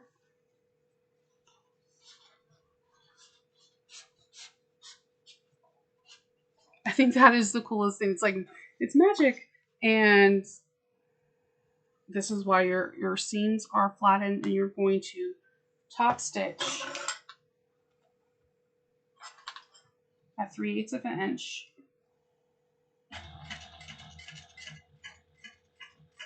And make sure you backstitch. And then I'm going to do another row stitching right on top of it, like 1/8 of an inch away, so that way it has that reinforced stitch.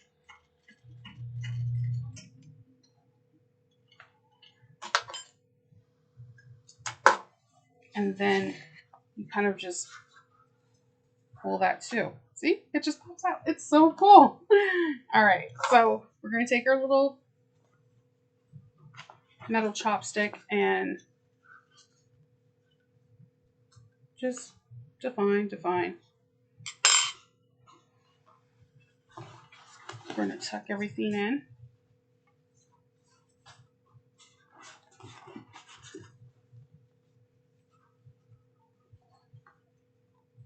And I just like to roll the seam and like tug down the lining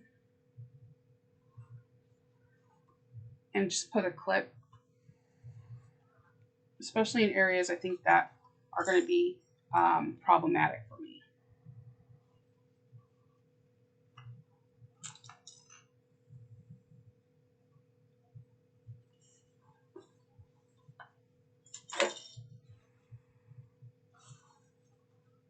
Just rolling it with my fingers.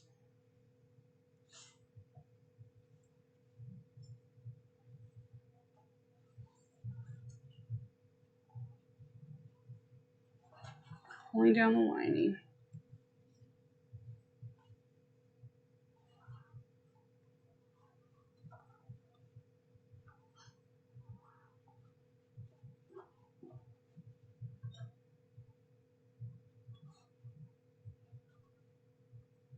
Let's see.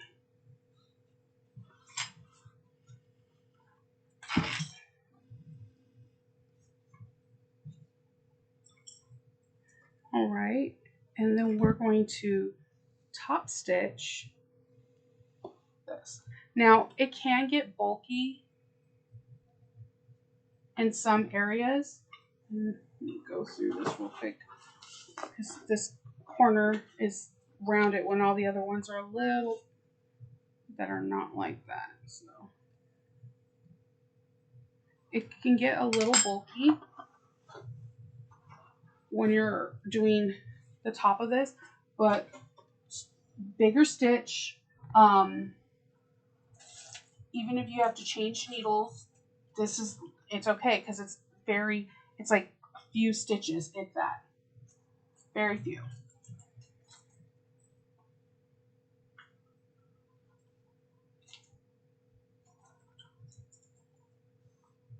And that's why we did the pinking, because it really helps alleviate where you would see a lot of bulk.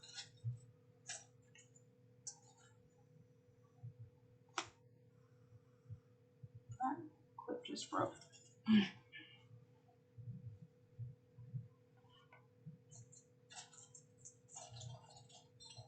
Okay, so we're ready to go. So we're going to be on step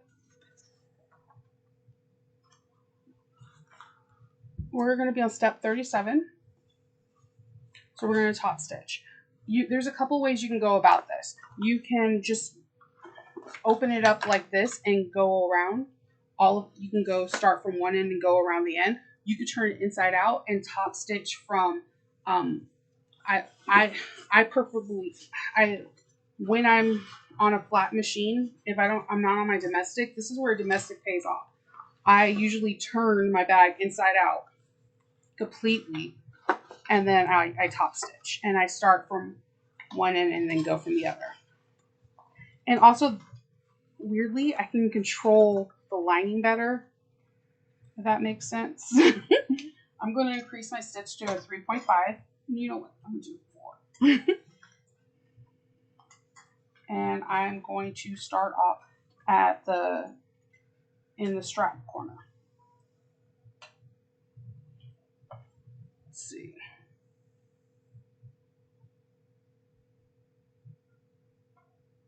No, I'm going to start off, I apologize, because we're going to pull our threads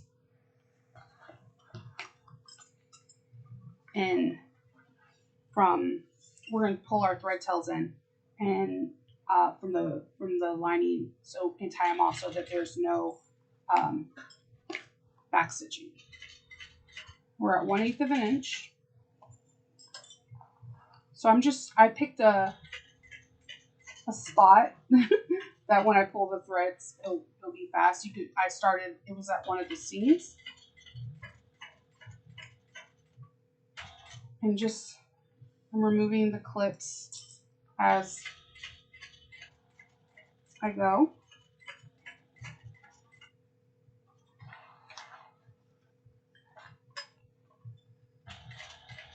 If you have to stop, make sure you're in the needle down position.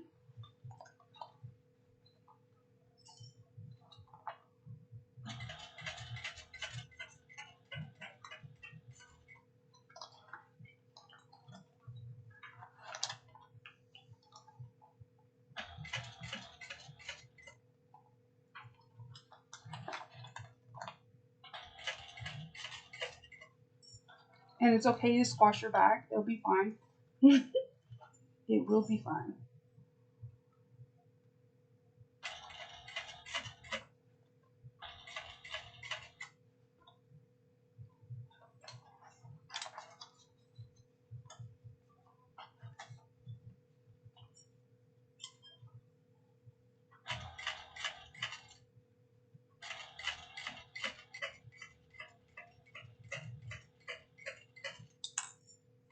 I'm popping off clips everywhere.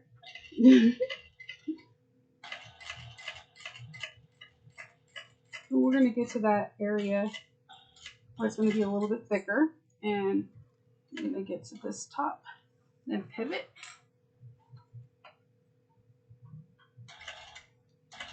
You can use a hop jumper if it's really difficult. But you can see I'm taking time, or you can hand crank if it's super difficult.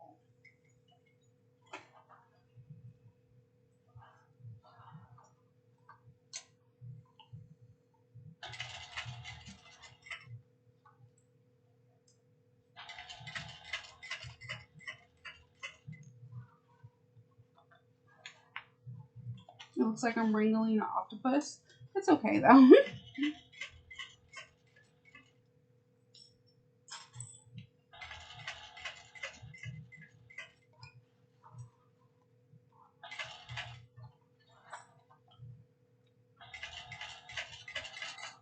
It's all worth it in the end, because, you know, top stitching a beautiful bag.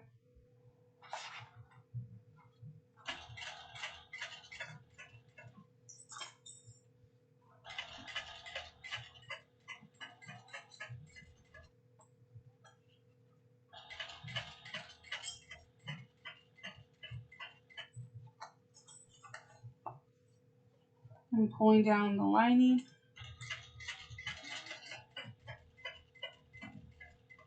Especially, like, my lining's black, so it won't be as noticeable. So if you have, like, a really pretty lining and you're like, or like, if I would have went red, it would have been really noticeable.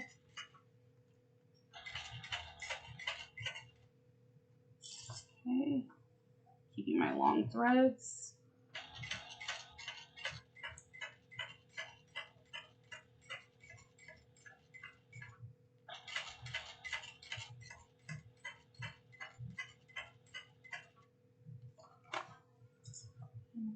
pull it.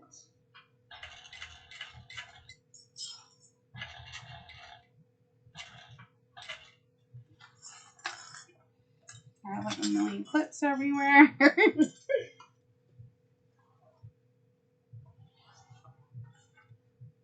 and going to finish off this.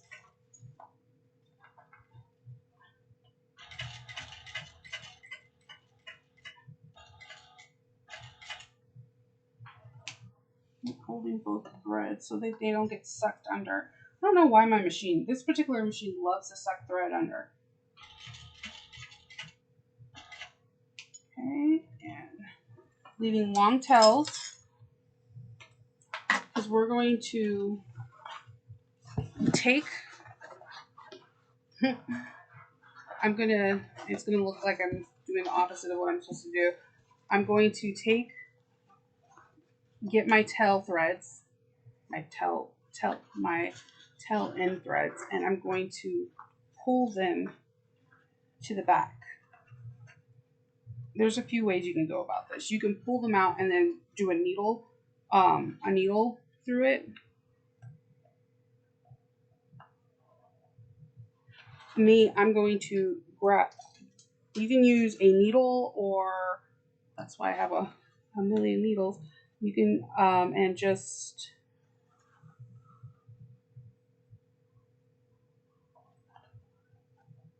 pull them to the back. I tug on one and then I'm going to take it from the front.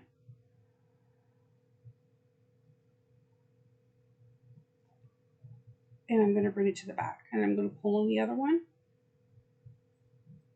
and do the same.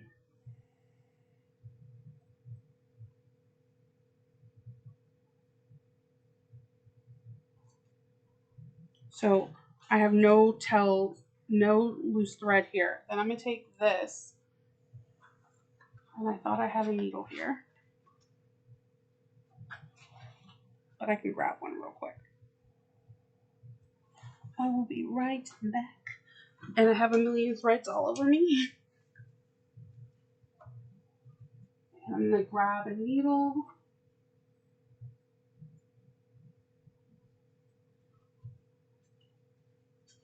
Here's one.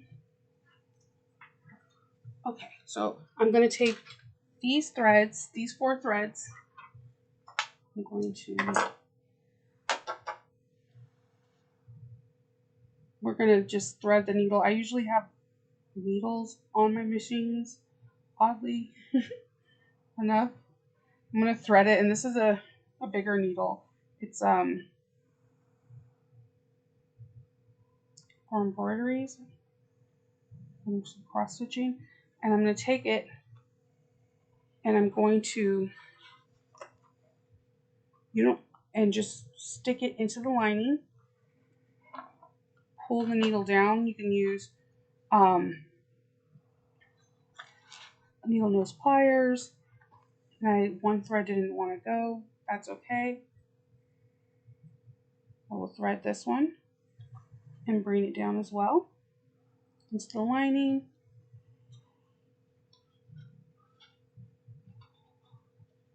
And then what we're going to do is tie off.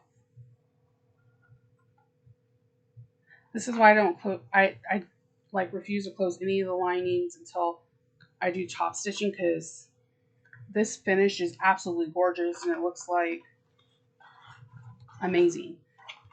So I'm now going to unbirth, I guess, or rebirth. Pull it through.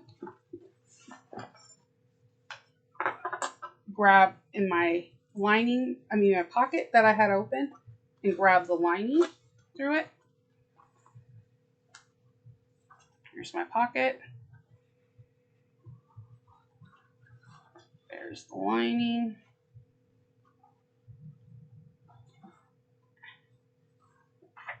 And I'm going to stitch at 3/8 of an inch.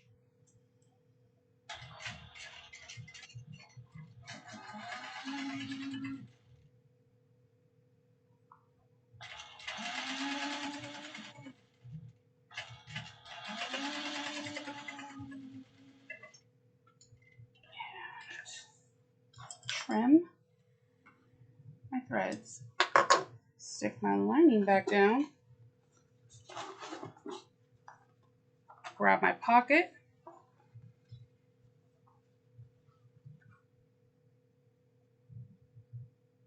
Bring that in, put a few clips. It helps if I showed you. Put a few clips. Here, let me see. Oh, that view's not available. Let's see.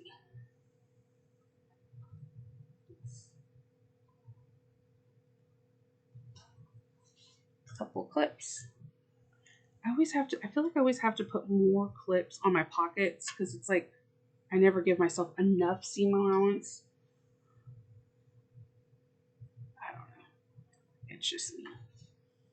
And if you have like a label or a cute bag tag that's woven, this is like a great place to put it. Put a clip right there. And I am going to top stitch this at 1/8 of an inch. Back stitch, of course.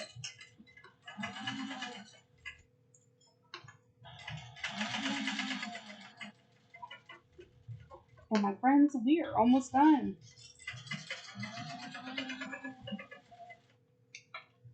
I'm going to trim these threads as close as I can.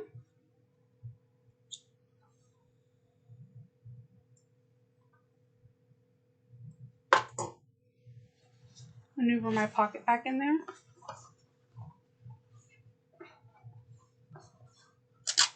Remove my cover for my tag so it was protected.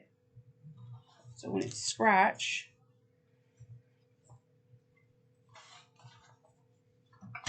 and let's see, we have a bag that has incredible body. It has like this very unique, it's like little feet on it. Like I want to walk in, and it has an incredible structure and it has a nice slouchy feel. And let's see, you have your handle, your top stitching that has like, it's like purely invisible because you dropped your threads inside the lining. You have a nice clean finish. Now again, you could have added, there's a lot of options to this. You could have had a magnetic snap. Like I said, some testers had a zipper close, but all these things can affect how slouchy it is. See, this is like the perfect length. I love how this is made. This is like the perfect hobo bag. No, like for me, really, I like the reason why I like this bag so much is because normally to get this kind of shape in the bag, it's the gusset, and the fact that it has this shape, it's incredible to me. So we are finished with this beautiful Estrella, and I appreciate you guys working with me and coming along to my first YouTube video. And I will list everything I used in the description box. And if you have comments, questions, or suggestions, please feel free to comment down below. Hit that subscribe button, and I will be bringing you more bags and different things that I do in my workroom. And hopefully have a workroom tour this week coming up.